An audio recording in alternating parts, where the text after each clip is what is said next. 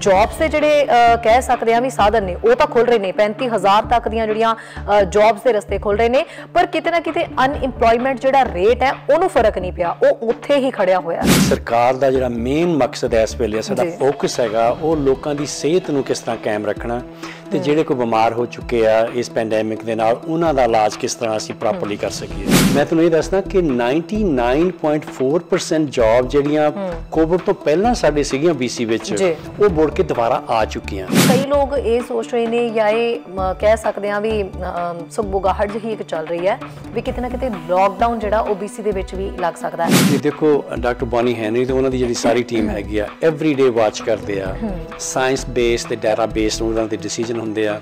ਜਦੋਂ ਉਹਨਾਂ ਨੂੰ ਲੱਗਾ ਕਿ ਹੁਣ ਸਾਨੂੰ ਆਹ ਨੈਕਸਟ ਸਟੈਪ ਲੈਣ ਦੀ ਲੋੜ ਹੈਗੀ ਆ ਉਹ ਅਨਾਉਂਸ ਕਰ ਦਿੰਦੇ ਆ ਤੇ ਅਸੀਂ ਫਿਰ ਸਰਕਾਰ ਉਹਨਾਂ ਦੀ ਸਪੋਰਟ ਕਰਦੇ ਆ। ਸਰੀ ਦੇ ਵਿੱਚ ਹੈਰੀ ਜੀ ਕੀ ਸਰਗਰਮੀਆਂ ਇਸ ਵੇਲੇ ਚੱਲ ਰਹੀਆਂ ਨੇ? ਬੇਸਿਕਲੀ ਸਰਕਾਰ ਜਿਹੜੀ ਹੈ ਸਰਕਾਰ ਦੇ ਕਿਹੜੇ ਕੰਮ ਜਿਹੜੇ ਫੋਕਸ ਕੀਤੇ ਜਾ ਰਹੇ ਨੇ ਕਿਉਂਕਿ ਮਿਨੀਮਮ ਵੇਜ ਵਾਲੇ ਜਿਹੜੇ ਲੋਕ ਨੇ ਉਹ ਵੀ ਇੰਤਜ਼ਾਰ ਕਰ ਰਹੇ ਨੇ ਨਵੇਂ ਐਲਾਨ ਹੋਣ ਦਾ। ਜੂਨ ਪਹਿਲੀ ਤੋਂ ਸਾਡੀ ਮਿਨੀਮਮ ਵੇਜ $15 ਤੇ 20 ਸੈਂਟ ਹੋ ਜਾਏਗੀ ਜੀ, ਜਿਹੜੀ ਕਿ ਹੁਣ ਵਨ ਦਾ ਹਾਈਐਸਟ ਕੈਨੇਡਾ ਵਿੱਚ ਆਈ ਥਿੰਕ ਸੂਬਿਆਂ ਵਿੱਚੋਂ ਤਾਂ ਸਾਰਿਆਂ ਨੂੰ ਹਾਈਐਸਟ ਹੋ ਜਾਣੀ ਹੈ। ਕਈ ਲੋਕ ਜਿਹੜੇ ਕੱਢ ਦਿੱਤੇ ਗਏ ਨੇ ਹੋਰ ਨਵੇਂ ਬੰਦੇ ਰੱਖੇ ਗਏ ਨੇ ਕਿ ਇਹ ਇੱਕ ਰੀਜ਼ਨ ਹੈਗਾ ਵੀ ਜਿਹਦੇ ਕਰਕੇ ਅਨਇੰਪਲੋਇਮੈਂਟ ਰੇਟ ਆ ਉਹ ਹਿੱਲ ਹੀ ਨਹੀਂ ਰਿਹਾ। ਮੇਨ ਮਕਸਦ ਇਸ ਵੇਲੇ ਇਕਨੋਮੀ ਨਹੀਂ ਹੈਗੀ, ਜ਼ਰੂਰੀ ਆ ਕਿਉਂਕਿ ਲੋਕਾਂ ਨੂੰ ਕੰਮ ਵੀ ਚਾਹੀਦੇ ਆ, ਬਿਜ਼ਨਸ ਵੀ ਆਪਰੇਟ ਹੋਣੇ ਚਾਹੀਦੇ ਆ, ਪਰ ਮੇਨ ਫੋਕਸ ਸਾਡਾ ਸਾਰਿਆਂ ਦਾ ਇਸ ਵੇਲੇ ਆ ਕਿਸ ਤਰ੍ਹਾਂ ਇਸ ਪੈਂਡੈਮਿਕ ਤੇ ਅਸੀਂ ਕੰਟਰੋਲ ਕਰਨਾ।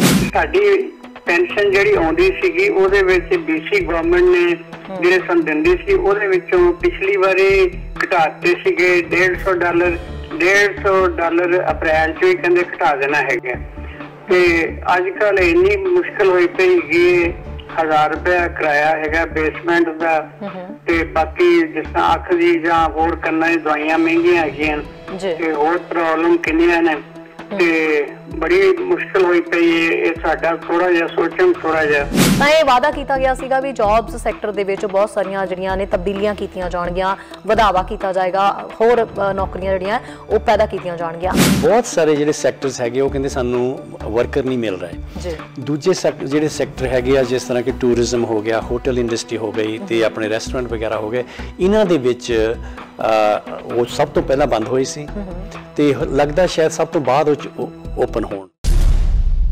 सत Sri Akal ji and good morning to all. ਜਿਹੜੇ ਤਾਂ ਲੋਕਾਂ ਦੀ ਸਾਡੇ ਨਾਲ ਮਾਰਨਿੰਗ ਛੜੀ ਹੈ ਜੀ ਉਹਨਾਂ ਨੂੰ ਗੁੱਡ ਮਾਰਨਿੰਗ ਐਂਡ ਬਾਕੀ ਸਾਰਿਆਂ ਨੂੰ ਸਤਿ ਸ਼੍ਰੀ ਅਕਾਲ। ਜ਼ਾਹਿਰ ਜੀ ਗੱਲ ਹੈ ਕਿ ਜਦੋਂ ਹਰ ਦਿਨ ਅਸੀਂ ਜੁੜਦੇ ਹਾਂ ਤੇ ਸਾਡੇ ਕੋਲ ਟੌਪਿਕ ਤਾਂ ਬਹੁਤ ਸਾਰੇ ਹੁੰਦੇ ਨੇ, ਬਹੁਤ ਸਾਰੀਆਂ ਗੱਲਾਂ ਹੁੰਦੀਆਂ ਨੇ ਤੇ ਮੈਨੂੰ ਵੀ ਇੰਤਜ਼ਾਰ ਰਹਿੰਦਾ ਕਿ ਤੁਸੀਂ ਫਟਾਫਟ ਆਪਣਾ TV ਔਨ ਕਰ ਲਓ ਤੇ ਆਪਾਂ ਸਾਰਿਆਂ ਨੇ ਬਹੁਤ ਸਾਰੀਆਂ ਗੱਲਾਂ ਕਰਨੀਆਂ ਨੇ। ਹੁਣ ਜਿਸ ਤਰੀਕੇ ਨਾਲ ਅਸੀਂ ਸਾਰੇ ਜਾਣਦੇ ਹਾਂ ਵੀ ਕਈ ਤਰ੍ਹਾਂ ਦੇ ਚੈਲੰਜਸ ਜਿਹੜੇ ਨੇ ਉਹ ਸਾਡੇ ਅੱਗੇ ਹੈ ਹੀ ਹੈ, ਨਿਪਟ ਵੀ ਰਹੇ ਹਾਂ ਉਹਨਾਂ ਦੇ ਨਾਲ ਔਰ ਨਿਪਟਣਾ ਵੀ ਹੈ, ਪਰ ਹਰ ਦਿਨ ਦੀ ਇੱਕ ਨਵੀਂ ਪਲਾਨਿੰਗ ਕਰਨੀ ਪੈਂਦੀ ਹੈ ਵੀ ਹੁਣ ਇਹ ਵਾਲੀ ਚੀਜ਼ ਸਾਡੇ ਉੱਤੇ ਜੇ ਮੰਡਰਾ ਰਹੀ ਹੈ ਜਾਂ ਇਹ ਖਤਰਾ ਹੈ ਜਾਂ ਇਹ ਮੁਸ਼ਕਿਲ ਦੇ ਵਿੱਚੋਂ ਨਿਕਲਣਾ ਜਾਂ ਸਮਾਂ ਇਦਾਂ ਦਾ ਚੱਲ ਰਿਹਾ ਤਾਂ ਅੱਗੇ ਉਹਦੇ ਰਸਤੇ ਜਿਹੜੇ ਨੇ ਉਹ ਖੁੱਲਣੇ ਕਿਵੇਂ ਨੇ ਤੇ ਕੀ ਬਣਾਉਣੇ ਨੇ। ਇਹਨਾਂ ਦਿਨਾਂ ਦੇ ਵਿੱਚ ਅਸੀਂ ਸਾਰੇ ਜਾਣਦੇ ਹਾਂ ਕਿ ਵਾਇਰਸ ਦਾ ਖਤਰਾ ਸਾਡੇ ਸਾਰਿਆਂ ਦੇ ਉੱਤੇ, ਪੂਰੀ ਦੁਨੀਆ ਦੇ ਉੱਤੇ ਬਹੁਤ ਜ਼ਿਆਦਾ ਮੰਡਰਾ ਰਿਹਾ। ਕਰੋਨਾ ਵਾਇਰਸ ਜਿਹੜਾ ਨਵਾਂ ਵੇਰੀਐਂਟ ਆਇਆ ਉਹਨੂੰ ਲੈ ਕੇ ਵੀ ਬਹੁਤ ਸਾਰੀਆਂ ਚਿੰਤਾਵਾਂ ਬਣੀਆਂ ਹੋਈਆਂ ਨੇ।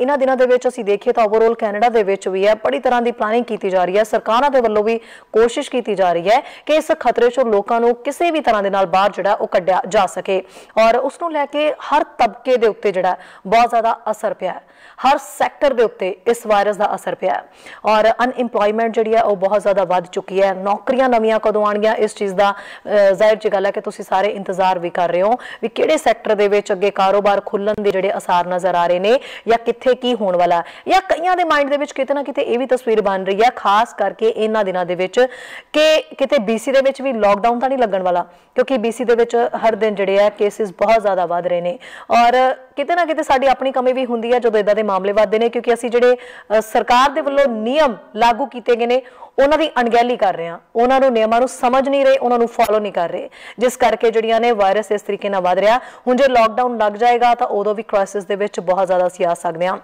ओवरऑल जी सिचुएशन की चल रही है, वायरस जो है ਉਹਦੇ ਅੱਗੇ ਕਿਵੇਂ ਉਹਦੀ ਪਲਾਨਿੰਗ ਕੀਤੀ ਗਈ ਹੈ, ਉਸ ਨਾਲ ਨਿਪਟਣ ਦੇ ਲਈ ਜਿੰਨੀਆਂ ਪਾਬੰਦੀਆਂ ਹੁਣ ਤੱਕ ਲੱਗੀਆਂ ਹੋਈਆਂ ਨੇ ਉਹਨਾਂ ਦੇ ਵਿੱਚ ਅੱਗੇ ਕਿਸ ਤਰ੍ਹਾਂ ਦੇ ਬਦਲਾਅ ਆ ਸਕਦੇ ਨੇ, ਖਾਸ ਕਰਕੇ ਬਾਰਡਰ ਰਿਸਟ੍ਰਿਕਸ਼ਨਸ ਜਿਹੜੀਆਂ ਨੇ ਉਹ ਕਦੋਂ ਤੱਕ ਖੁੱਲ ਸਕਦੀਆਂ ਨੇ, ਟਰੈਵਲ ਨੂੰ ਲੈ ਕੇ ਤੁਹਾਡੇ ਮਾਈਂਡ 'ਚ ਬਹੁਤ ਤਰ੍ਹਾਂ ਦੇ ਸਵਾਲ ਆ ਰਹੇ ਨੇ ਔਰ ਇਸ ਤੋਂ ਇਲਾਵਾ ਖਾਸ ਕਰਕੇ ਵੱਡੀ ਪਰੇਸ਼ਾਨੀ ਜਿਹੜੀ ਹੈ ਵੀ ਨੌਕਰੀਆਂ ਨੂੰ ਲੈ ਕੇ ਅੱਗੇ ਜਿਹੜਾ BC ਦੇ ਵਿੱਚ ਕੀ ਕੁਝ ਨਵਾਂ ਆਉਣ ਵਾਲਾ ਹੈ। ਸੋ ਇਸ ਸੰਬੰਧੀ ਅਸੀਂ ਗੱਲਾਂ ਬਾਤਾਂ ਅੱਜ ਕਰਾਂਗੇ ਔਰ ਸਪੈਸ਼ਲ ਸਟੂਡੀਓ ਦੇ ਵਿੱਚ ਅੱਜ ਸਾਡੇ ਨਾਲ ਪਹੁੰਚੇ ਹੋਏ ਨੇ। ਤੁਹਾਡੇ ਨਾਲ ਮੈਂ ਮੁਖਾਤਬ ਕਰਾਉਣ ਜਾ ਰਹੀ ਹਾਂ ਸਾਡੇ ਸਪੈਸ਼ਲ ਗੈਸਟ ਹੈਰੀ ਬੈਂਸ ਜੀ, ਜਿਨ੍ਹਾਂ ਦੇ ਨਾਲ ਇਸ ਮੁਤਲਕ ਅਸੀਂ ਗੱਲਬਾਤ ਕਰਾਂਗੇ। ਲੇਬਰ ਮਿਨਿਸਟਰ ਵੀ ਨੇ, MLA ਵੀ ਨੇ, ਤੇ ਉਹ ਵੀ ਚਾਹੁੰਦੇ ਸੀ ਵੀ ਲੋਕਾਂ ਦੇ ਨਾਲ ਸਾਡੀਆਂ ਬਹੁਤ ਸਾਰੀਆਂ ਗੱਲਾਂ ਬਾਤਾਂ ਜਿਹੜੀਆਂ ਉਹ ਹੋ ਸਕਣ, ਤੇ ਜਿਹੜੀ ਪਲੈਨਿੰਗ ਹੈ NDP ਦੇ ਵੱਲੋਂ, ਖਾਸ ਕਰਕੇ ਸਰਕਾਰ ਦੇ ਵੱਲੋਂ, BC ਸਰਕਾਰ ਦੇ ਵੱਲੋਂ ਕੀ ਪਲੈਨਿੰਗ ਅੱਗੇ ਇਹਨਾਂ ਸਾਰੀਆਂ ਪਰੇਸ਼ਾਨੀਆਂ ਦੇ ਨਾਲ ਨਜਿੱਠਣ ਲਈ ਕੀਤੀ ਗਈ ਹੈ, ਉਸ ਸੰਬੰਧੀ ਵੀ ਜਿਹੜੀਆਂ ਅਸੀਂ ਗੱਲਾਂ ਬਾਤਾਂ ਕਰ ਸਕੀਏ। ਸੋ ਹੈਰੀ ਬੈਂਸ ਜੀ ਸਾਡੇ ਨਾਲ ਮੌਜੂਦ ਨੇ। ਹੈਰੀ ਜੀ, ਬਹੁਤ ਬਹੁਤ ਸਵਾਗਤ ਹੈ ਜੀ। ਤੁਹਾਨੂੰ ਤੇ ਸਾਰੇ ਦੇਖਣ ਵਾਲਿਆਂ ਨੂੰ ਪਿਆਰ ਭਰੀ ਸਤਿ ਸ਼੍ਰੀ ਅਕਾਲ ਜੀ। ਜੀ ਹੈਰੀ ਜੀ, ਲੋਕ ਬਹੁਤ ਇੰਤਜ਼ਾਰ ਕਰ ਰਹੇ ਸੀ ਵੀ ਸਾਡੇ ਕੋਲ ਜਿਹੜੇ ਲੇਬਰ ਮਿਨਿਸਟਰ ਨੇ ਉਹ ਆ ਕੇ ਬਹਿਣ ਤੇ ਅਸੀਂ ਉਹਨਾਂ ਨਾਲ ਬਹੁਤ ਸਾਰੀਆਂ ਗੱਲਾਂ ਬਾਤਾਂ ਕਰਨੀਆਂ ਨੇ। ਸ਼ੁਰੂਆਤ ਕਰਦੇ ਹਾਂ ਆਪਾਂ ਕਿ ਸਭ ਤੋਂ ਪਹਿਲਾਂ ਤਾਂ ਜਿਹੜੀ ਅਨਇੰਪਲੋਇਮੈਂਟ ਰੇਟ ਹੈ ਉਹਨੂੰ ਲੈ ਕੇ ਅੱਜ ਜਿਹੜੀ ਹੈ ਰਿਪੋਰਟ ਨਸ਼ਰ ਕੀਤੀ ਗਈ ਹੈ। ਉਹ ਰਿਪੋਰਟ ਜਦੋਂ ਆਈ ਹੈ ਤਾਂ ਉਹਦੇ ਵਿੱਚ ਜੌਬਸ ਦੇ ਜਿਹੜੇ ਕਹਿ ਸਕਦੇ ਹਾਂ ਵੀ ਸਾਧਨ ਨੇ ਉਹ ਤਾਂ ਖੁੱਲ ਰਹੇ ਨੇ, 35,000 ਤੱਕ ਦੀਆਂ ਜਿਹੜੀਆਂ ਜੌਬਸ ਦੇ ਰਸਤੇ ਖੁੱਲ ਰਹੇ ਨੇ, ਪਰ ਕਿਤੇ ਨਾ ਕਿਤੇ ਅਨਇੰਪਲੋਇਮੈਂਟ ਜਿਹੜਾ ਰੇਟ ਹੈ ਉਹਨੂੰ ਫਰਕ ਨਹੀਂ ਪਿਆ, ਉਹ ਉੱਥੇ ਹੀ ਖੜਿਆ ਹੋਇਆ। ਸੋ ਸਭ ਤੋਂ ਪਹਿਲਾਂ ਤਾਂ ਮੈਂ ਦੱਸਾਂ ਕਿ ਸਰਕਾਰ ਦਾ ਜਿਹੜਾ ਮੇਨ ਮਕਸਦ ਹੈ ਇਸ ਵੇਲੇ, ਸਾਡਾ ਫੋਕਸ ਹੈਗਾ ਉਹ ਲੋਕਾਂ ਦੀ ਸਿਹਤ ਨੂੰ ਕਿਸ ਤਰ੍ਹਾਂ ਕਾਇਮ ਰੱਖਣਾ, ਤੇ ਜਿਹੜੇ ਕੋਈ ਬਿਮਾਰ ਹੋ ਚੁੱਕੇ ਆ ਇਸ ਪੈਂਡੈਮਿਕ ਦੇ ਨਾਲ ਉਹਨਾਂ ਦਾ ਇਲਾਜ ਕਿਸ ਤਰ੍ਹਾਂ ਅਸੀਂ ਪ੍ਰੋਪਰਲੀ ਕਰ ਸਕੀਏ। ਉਹਦੇ ਵਾਸਤੇ ਟਾਈਮ ਟੂ ਟਾਈਮ ਚੇਂਜਸ ਆ ਰਹੀਆਂ। ਡਾਕਟਰ ਬੌਨੀ ਹੈਨਰੀ ਤੇ ਸਾਡੇ minister of health every day ਉਹਨਾਂ ਨੂੰ ਇਹਦਾ ਸਾਹਮਣਾ ਕਰਨਾ ਪੈਂਦਾ, ਕਿਉਂਕਿ ਵਾਇਰਸ ਜਿਹੜੀ ਆ ਟੋਟਲੀ ਅਨਪ੍ਰੈਡਿਕਟੇਬਲ ਆ। ਇਹ ਬੜੇ ਰੰਗ ਬਦਲਦੀ ਆ, ਰੋਜ਼ਾਨਾ ਕੋਈ ਨਾ ਕੋਈ ਨਵਾਂ ਚੈਲੰਜ ਆਉਂਦਾ ਸਾਡੇ ਕੋਲ। ਪਹਿਲਾਂ ਇਕੱਲਾ ਵਾਇਰਸ ਸੀ, ਫਿਰ ਵੇਰੀਐਂਟ ਆ ਗਏ, ਡਿਫਰੈਂਟ ਟਾਈਪ ਆਫ ਵੇਰੀਐਂਟ ਆ ਗਏ ਆ, ਉਹਨਾਂ ਨੂੰ ਕਿੱਦਾਂ ਅਸੀਂ ਨਜਿੱਠਣਾ। ਫਿਰ ਕੰਮਾਂ ਦੇ ਉੱਤੇ ਜਿਹੜੇ ਲੋਕਾਂ ਦੇ, ਹੁਣ ਤੁਹਾਨੂੰ ਪਤਾ ਕਿ ਇਮਿਊਨਾਈਜੇਸ਼ਨ ਪ੍ਰੋਗਰਾਮ ਸਾਡਾ ਚੱਲ ਰਿਹਾ, ਜਿਹੜਾ ਕਿ BC ਦੀ ਹਿਸਟਰੀ ਦੇ ਵਿੱਚ ਸਭ ਤੋਂ ਜ਼ਿਆਦਾ ਇੰਟੈਂਸਿਵ ਤੇ ਕੰਪਲੈਕਸ ਹੈਗਾ। ਇਦਾਂ ਦਾ ਕਦੀ ਅੱਗੇ ਹੋਇਆ ਨਾ, ਕਦੀ ਪੈਂਡੈਮਿਕ ਇਹੋ ਜਿਹੀ ਆਈ ਆ। ਸੋ ਸਾਰਿਆਂ ਵਾਸਤੇ ਸਾਡੇ ਜਿਹੜੇ ਅਫੀਸ਼ੀਅਲਸ ਹੈਗੇ ਆ ਹੈਲਥ ਦੇ ਵਿੱਚ ਜਾਂ ਦੂਸਰੇ, ਉਹਨਾਂ ਸਾਰਿਆਂ ਵਾਸਤੇ ਬੜੇ ਨਵੇਂ ਚੈਲੰਜ ਆਉਂਦੇ ਆ every day. So I think ਇੱਕ ਤਾਂ ਗੱਲ ਇਹ ਹੈਗੀ ਆ। ਦੂਸਰਾ ਜਿਹੜਾ ਤੁਸੀਂ ਗੱਲ ਕਰਦੇ ਹੋ ਇਕੋਨਮੀ ਦੀ, ਜੌਬਸ ਦੀ, ਜੇ ਦੇਖਿਆ ਜਾਵੇ ਕਿ BC ਦੀ ਇਕੋਨਮੀ ਪੈਂਡੈਮਿਕ ਤੋਂ ਪਹਿਲਾਂ ਕੈਨੇਡਾ ਵਿੱਚ ਲੀਡ ਕਰ ਰਹੀ ਸੀ। ਸਭ ਤੋਂ ਲੋ ਸਾਡਾ ਅਨਪਲਾਇਮੈਂਟ ਚੱਲ ਰਿਹਾ ਪਿਛਲੇ 3-4 ਸਾਲ ਤੋਂ, ਸਭ ਤੋਂ ਜ਼ਿਆਦਾ ਜੌਬ ਸਾਡੇ ਕ੍ਰੀਏਟ ਹੋ ਰਹੀਆਂ, ਤੇ ਜਿਹੜੀ ਹੈਗੀ ਆ ਸਾਡੀ ਇਕਨੋਮਿਕ ਗਰੋਥ ਆ ਉਹ ਬਾਕੀਆਂ ਨੂੰ ਅਸੀਂ ਲੀਡ ਕਰਦੇ ਸੀ। ਉਹਦੇ ਕਰਕੇ ਕਿਉਂਕਿ ਸਟਰੋਂਗ ਬੇਸ ਬਣ ਚੁੱਕਾ ਸੀ ਪੈਂਡੈਮਿਕ ਤੋਂ ਪਹਿਲਾਂ, ਇਸ ਕਰਕੇ ਜਿੰਨੇ ਵੀ ਮਾਰ ਹੈਗੇ ਆ ਉਹ ਕਹਿੰਦੇ ਕਿ ਸਾਡਾ ਜਿਹੜਾ ਇਕਨੋਮਿਕ ਰਿਕਵਰੀ ਹੋਏਗੀ ਨਾ, ਉਹ ਸਟਰੋਂਗ ਬੇਸ ਕਰਕੇ ਬਾਕੀ ਜੁਰਿਸਡਿਕਸ਼ਨ ਨਾਲ ਵਧੀਆ ਹੋਏਗੀ। ਹੁਣ ਤੁਸੀਂ ਅੱਜ ਦੇ ਰੀਸੈਂਟ ਜਿਹੜੇ ਨੰਬਰ ਵੀ ਦੇਖ ਲਓ, ਤੇ ਸਾਡੇ ਅਨਪਲਾਇਮੈਂਟ ਰੇਟ ਬਾਕੀ ਕੈਨੇਡਾ ਨਾਲੋਂ ਬਹੁਤ ਘੱਟ ਆਉਂਦੇ ਆ, ਤੇ ਜੌਬਸ ਨਵੀਆਂ ਕ੍ਰੀਏਟ ਹੋ ਰਹੀਆਂ। ਮੈਂ ਤੁਹਾਨੂੰ ਇਹ ਦੱਸਦਾ ਕਿ 99.4% ਜੌਬ ਜਿਹੜੀਆਂ ਕੋਵਿਡ ਤੋਂ ਪਹਿਲਾਂ ਸਾਡੇ ਸੀਗੀਆਂ BC ਵਿੱਚ, ਉਹ ਮੁੜ ਕੇ ਦੁਬਾਰਾ ਆ ਚੁੱਕੀਆਂ। ਸੋ ਆਈ ਥਿੰਕ ਆ ਜਿਹੜੇ ਟਾਈਮ ਟੂ ਟਾਈਮ, ਹੁਣ ਜਿਸ ਤਰ੍ਹਾਂ ਆਪਾਂ ਕਿਹਾ ਕਿ ਇਹ ਸਰਕਟ ਬ੍ਰੇਕਰ ਦੇ 3 ਵੀਕਾਂ ਵਾਸਤੇ ਅਸੀਂ ਕੁਝ ਹੋਰ ਜਿਹੜੇ ਦਾਇਰੇ ਹੈਗੇ ਉਹਨਾਂ ਨੂੰ ਬੰਦ ਕੀਤਾ, ਤਾਂ ਕਿ ਕਿਉਂਕਿ ਨੰਬਰ ਬਹੁਤ ਉੱਪਰ ਜਾ ਰਹੇ ਸੀ।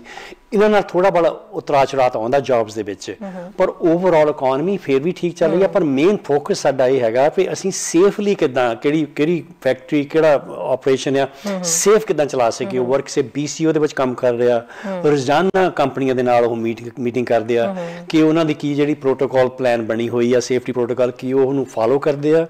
ਦੂਜੀ ਗੱਲ ਆ ਕਿ ਉਹਨੂੰ ਦੁਬਾਰਾ ਅਪਡੇਟ ਕਰਨ ਦੀ ਲੋੜ ਹੈਗੀ ਆ। ਸੋ ਇਹ ਸਾਰੇ ਕੰਮ ਨਾਲ ਦੀ ਨਾਲ ਚੱਲਦੇ ਜਾ ਰਹੇ ਆ, ਪੈਂਡੈਮਿਕ ਨੂੰ ਮੈਨੇਜ ਕਰਨਾ, ਪਰ ਬਾਕੀ ਦੇ ਕੰਮ ਵੀ ਸਰਕਾਰ ਦੇ ਤਕਰੀਬਨ ਚੱਲਦੇ ਜਾ ਰਹੇ ਆ। ਜੀ ਜਿਸ ਤਰੀਕੇ ਨਾਲ ਹੈਰੀ ਜੀ, ਫੈਡਰਲ ਨੇ 3,03,000 ਜਿਹੜੀਆਂ ਨੇ ਜੌਬਸ ਉਹ ਮਾਰਚ ਦੇ ਵਿੱਚ ਦਿੱਤੀਆਂ ਸੀਗੀਆਂ। ਸੋ ਅਨਇੰਪਲੋਇਮੈਂਟ ਜਿਹੜਾ ਰੇਟ ਹੈ ਉਹ ਆਲਰੇਡੀ 0.7% ਹੈ, ਜਿਹੜਾ ਉਹ ਕਿਤੇ ਨਾ ਕਿਤੇ ਉਹਦੇ ਹੇਠਾਂ ਆ ਗਿਆ। ਸੋ ਤੁਹਾਡੇ ਅਨਇੰਪਲੋਇਮੈਂਟ ਰੇਟ ਦੇ ਵਿੱਚ ਜਿਹੜੀ ਕਮੀ ਨਾ ਆਉਣਾ, ਇਹ ਵੀ ਕਿਤੇ ਨਾ ਕਿਤੇ ਮੰਗ ਕਰ ਰਿਹਾ ਇਸ ਚੀਜ਼ ਦੀ ਵੀ ਕਮੀ ਕਿਉਂ ਨਹੀਂ ਆ ਰਹੀ? ਕੀ ਕਿਤੇ ਨਾ ਕਿਤੇ ਇਹ ਕਾਰਨ ਹੈ ਵੀ ਜਿੰਨੀਆਂ ਜੌਬਸ ਪੈਦਾ ਵੀ ਕੀਤੀਆਂ ਜਾ ਰਹੀਆਂ ਨੇ, ਪਰ ਉਹਨਾਂ ਹੀ ਜਿਹੜੇ ਹੈ ਲੋਕ ਘਟ ਰਹੇ ਨੇ, ਲੋਕ ਕੰਮਾਂ ਕਾਰਾਂ ਤੇ ਨਹੀਂ ਜਾ ਰਹੇ, ਕੰਮਾਂ ਕਾਰਾਂ ਤੋਂ ਕਈਆਂ ਨੂੰ ਛੁੱਟੀ ਦੇ ਦਿੱਤੀ ਗਈ ਹੈ, ਕਈ ਲੋਕ ਜਿਹੜੇ ਕੱਢ ਦਿੱਤੇ ਗਏ ਨੇ, ਹੋਰ ਨਵੇਂ ਬੰਦੇ ਰੱਖੇ ਗਏ ਨੇ। ਕੀ ਇਹ ਇੱਕ ਰੀਜ਼ਨ ਹੈਗਾ ਵੀ ਜਿਹਦੇ ਕਰਕੇ ਅਨਇੰਪਲੋਇਮੈਂਟ ਰੇਟ ਆ ਉਹ ਹਿੱਲ ਨਹੀਂ ਰਿਹਾ? ਆਈ ਥਿੰਕ ਜੇ ਤੁਸੀਂ ਓਵਰਆਲ ਦੇਖਿਆ ਜਾਵੇ ਸਾਡੀਆਂ ਪ੍ਰਾਇਓਰਟੀਜ਼ ਕੀ ਹੈਗੀਆਂ। ਪਹਿਲਾਂ ਤਾਂ ਜੇ ਪਿਛਲੇ ਮਹੀਨੇ ਦੇ ਨੰਬਰ ਦੇਖੋ ਤਾਂ ਸਾਡਾ ਅਨਇੰਪਲੋਇਮੈਂਟ ਰੇਟ ਘਟਿਆ ਸੀ, ਔਰ ਕੈਨੇਡਾ ਵਿੱਚੋਂ ਸਭ ਤੋਂ ਘੱਟ ਸੀਗਾ। ਹੁਣ ਉੱਥੇ ਟਿਕਿਆ ਇਸ ਮਹੀਨੇ ਹਾਲੇ, ਕਿਉਂਕਿ ਇਹ ਸਨੈਪਸ਼ਾਟ ਹੁੰਦਾ ਉਸ ਮਹੀਨੇ ਵਾਸਤੇ, ਕਦੀ ਥੋੜਾ ਉੱਪਰ ਚਲੇ ਜਾਂਦੇ, ਕਦੀ ਥੱਲੇ। ਓਵਰਆਲ ਆਪਾਂ ਦੇਖੀਏ ਜੇ ਸਾਰੇ ਸਾਲ ਦਾ, ਤੇ ਅਸੀਂ ਕੈਨੇਡਾ ਨੂੰ ਹਮੇਸ਼ਾ ਲੀਡ ਕਰਦੇ ਹਾਂ, ਬਾਕੀ ਜੁਰਿਸਡਿਕਸ਼ਨ ਨੂੰ ਲੀਡ ਕਰਦੇ ਹਾਂ ਇਕਨੋਮਿਕ ਗਰੋਥ ਦੇ ਵਿੱਚ। ਪਰ ਮੇਨ ਮਕਸਦ ਇਸ ਵੇਲੇ ਇਕੋਨਮੀ ਨਹੀਂ ਹੈਗੀ। ਜ਼ਰੂਰੀ ਆ ਕਿਉਂਕਿ ਲੋਕਾਂ ਨੂੰ ਕੰਮ ਵੀ ਚਾਹੀਦੇ ਆ, ਬਿਜ਼ਨਸ ਵੀ ਆਪਰੇਟ ਹੋਣੇ ਚਾਹੀਦੇ ਆ, ਪਰ ਮੇਨ ਫੋਕਸ ਸਾਡਾ ਸਾਰਿਆਂ ਦਾ ਇਸ ਵੇਲੇ ਆ ਕਿਸ ਤਰ੍ਹਾਂ ਇਸ ਪੈਂਡੈਮਿਕ ਤੇ ਅਸੀਂ ਕੰਟਰੋਲ ਕਰਨਾ। ਉਹ ਕੰਟਰੋਲ ਇਹੀ ਹੋ ਸਕਦਾ ਜੇ ਅਸੀਂ ਸੇਫਟੀ ਪ੍ਰੋਟੋਕਾਲਸ ਨੂੰ ਆਪਣੇ ਨੇਬਰਹੁੱਡ ਦੇ ਵਿੱਚ ਆਪਣੇ ਘਰਾਂ ਦੇ ਵਿੱਚ ਫਾਲੋ ਕਰੀਏ, ਕਿਸੇ ਨੂੰ ਇਨਵਾਈਟ ਨਾ ਕਰੀਏ, ਕਿਸੇ ਦੇ ਕੋਲ ਜਾਈਏ ਨਾ, ਪੋਲਾਈਟਲੀ ਨਾ ਕਹਿ ਦਿਓ ਉਹਨਾਂ ਨੂੰ, ਤੇ ਨਾਲ ਦੀ ਨਾਲ ਕੰਮ ਦੇ ਉੱਤੇ ਜਿਹੜੀ ਸੇਫਟੀ ਪ੍ਰੋਟੋਕੋਲਸ ਹੈਗੇ ਆ ਉਹ ਕਿਸ ਤਰ੍ਹਾਂ ਫੋਰਸ ਹੁੰਦੇ ਆ। ਹੁਣ ਮੈਂ ਦੱਸਦਾ ਵੀ ਕਿਸ ਤਰ੍ਹਾਂ ਇਹਦੇ ਤੇ ਜ਼ੋਰ ਦਿੱਤਾ ਜਾ ਰਿਹਾ। ਵਰਕਸੇ BC ਆਪਣੇ ਰੈਗੂਲਰ ਕੰਮ ਦੇ ਨਾਲ ਨਾਲ ਜਿਹੜੀਆਂ ਰੈਗੂਲਰ ਇਨਸਪੈਕਸ਼ਨਸ ਕਰਦੇ ਆ, ਰੈਗੂਲਰ ਉਹਨਾਂ ਦੇ ਸਪੋਰਟ ਕਰਦੇ ਆ ਐਮਪਲੋਇਰ ਤੇ ਵਰਕਰ ਦੀ, ਕਿ ਉਹਨਾਂ ਦੀ ਸੇਫਟੀ ਪ੍ਰੋਟੈਕਸ਼ਨ ਕਿੱਦਾਂ ਹੋ ਸਕਦੀ ਆ। ਉਹਦੇ ਬਾਵਜੂਦ ਉਹ ਤੋਂ ਵੱਧ ਕੇ 25,000 ਇਨਸਪੈਕਸ਼ਨਸ ਉਹ ਕੋਵਿਡ ਰਿਲੇਟਡ ਜਿਹੜੀਆਂ ਇਨਸਪੈਕਸ਼ਨਾਂ ਕਰ ਚੁੱਕੇ ਆ। 2500 ਤੋਂ ਵੱਧ ਤਕਰੀਬਨ ਉਹ ਆਰਡਰ ਲਿਖ ਚੁੱਕੇ ਆ ਜਿੱਥੇ ਨਾਨ ਕੰਪਲਾਇੰਸ ਸੀਗਾ, ਔਰ ਵਾਰ-ਵਾਰ ਜਾ ਕੇ ਉਹਨਾਂ ਨਾਲ ਮੀਟਿੰਗ ਕਰਦੇ ਆ ਕਿ ਤੁਹਾਡੀ ਸੇਫਟੀ ਪਲਾਨ ਜਿਹੜੀ ਆ ਇਹਨੂੰ ਅਪਡੇਟ ਕਰਨ ਦੀ ਲੋੜ ਹੈਗੀ ਆ। ਤੇ ਉਹਨਾਂ ਦੇ ਇਨਸਪੈਕਸ਼ਨ ਜਿਹੜੇ ਆ ਅਨਅਨਾਉਂਸਡ ਇਨਸਪੈਕਸ਼ਨਾਂ ਵੀ ਹੁੰਦੀਆਂ, ਇਨ ਪਰਸਨ ਇਨਸਪੈਕਸ਼ਨਸ ਹੁੰਦੀਆਂ, ਦੇਖਣ ਤਾਂ ਕਿ ਉਹ ਸੇਫਟੀ ਪ੍ਰੋਟੋਕੋਲ ਫਾਲੋ ਹੋ ਰਹੇ ਆ। ਸੋ ਮੇਰੇ ਕਹਿਣ ਦਾ ਮਤਲਬ ਹੈ ਕਿ ਅਸੀਂ ਸਾਰੀ ਸਰਕਾਰ ਦਾ ਮੇਨ ਫੋਕਸ ਸਾਡਾ ਇਸ ਵੇਲੇ ਪੈਂਡੈਮਿਕ ਨੂੰ ਕੰਟਰੋਲ ਕਰਨਾ, ਤੇ ਫਿਰ ਨਾਲ ਦੀ ਨਾਲ ਅਸੀਂ ਪੈਂਡੈਮਿਕ ਨੂੰ ਕੰਟਰੋਲ ਕਰ ਲਾਂਗੇ, ਲੋਕਾਂ ਦੀ ਸਿਹਤ ਚੰਗੀ ਹੋਏਗੀ ਤੇ ਇਕਨੋਮੀ ਆਪਣੇ ਆਪ ਚਲਦੀ ਬਣੇਗੀ। ਕਿਉਂਕਿ ਅਸੀਂ ਬਿਲੀਵ ਕਰਦੇ ਹਾਂ ਕਿ ਇਕਨੋਮੀ ਇਜ਼ ਪੀਪਲ। ਬਿਲਕੁਲ, ਜੇ ਲੋਕਾਂ ਦੀ ਸਿਹਤ ਠੀਕ ਨਹੀਂ ਹੈਗੀ ਕੰਮ ਨਹੀਂ ਚੱਲਣਗੇ, ਲੋਕਾਂ ਦੀ ਸਿਹਤ ਠੀਕ ਨਹੀਂ ਹੈਗੀ ਬਾਕੀ ਕੋਈ ਵੀ ਜਿਹੜਾ ਬਿਜ਼ਨਸ ਨਹੀਂ ਚੱਲੇਗਾ। ਸੋ ਆਈ ਥਿੰਕ ਇਹਦੇ ਨਾਲ ਬੈਲੈਂਸ ਰੱਖਣ ਦੀ ਲੋੜ ਹੈਗੀ ਆ ਕਿ ਪੈਂਡੈਮਿਕ ਨੂੰ ਕੰਟਰੋਲ ਕਰੀਏ ਤੇ ਇਕਨੋਮੀ ਜਿੰਨੀ ਵੀ ਸੇਫਲੀ ਅਸੀਂ ਕੋਈ ਫੈਕਟਰੀ ਜਾਂ ਸਟੋਰ ਚਲਾ ਸਕਦੇ ਹਾਂ ਉਹਨਾਂ ਨੂੰ ਚਲਾ ਸਕੀਏ। ਹੈਰੀ ਸਰ ਆਪਣੇ ਕਾਲਰਸ ਵੀ ਨਾਲ ਜੁੜ ਰਹੇ ਨੇ, ਉਹਨਾਂ ਨਾਲ ਵੀ ਗੱਲ ਕਰਦੇ ਆ। ਜੀ ਸਤਿ ਸ਼੍ਰੀ ਅਕਾਲ ਜੀ।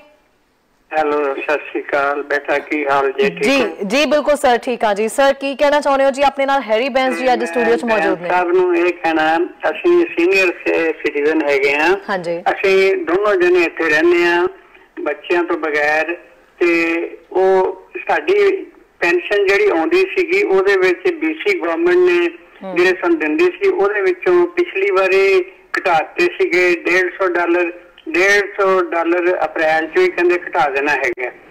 ਤੇ ਅੱਜ ਕੱਲ ਇੰਨੀ ਮੁਸ਼ਕਿਲ ਹੋਈ ਪਈ ਹੈਗੀ, 1000 ਰੁਪਇਆ ਕਿਰਾਇਆ ਹੈਗਾ ਬੇਸਮੈਂਟ ਦਾ, ਤੇ ਬਾਕੀ ਜਿਸ ਤਰ੍ਹਾਂ ਅੱਖ ਦੀ ਜਾਂ ਹੋਰ ਕੰਨਾਂ ਦੀ ਦਵਾਈਆਂ ਮਹਿੰਗੀਆਂ ਹੈਗੀਆਂ, ਤੇ ਹੋਰ ਪ੍ਰੋਬਲਮ ਕਿੰਨੀਆਂ ਨੇ, ਤੇ ਬੜੀ ਮੁਸ਼ਕਿਲ ਹੋਈ ਪਈ ਹੈ। ਇਹ ਸਾਡਾ ਥੋੜਾ ਜਿਹਾ ਸੋਚਣ ਥੋੜਾ ਜਿਹਾ।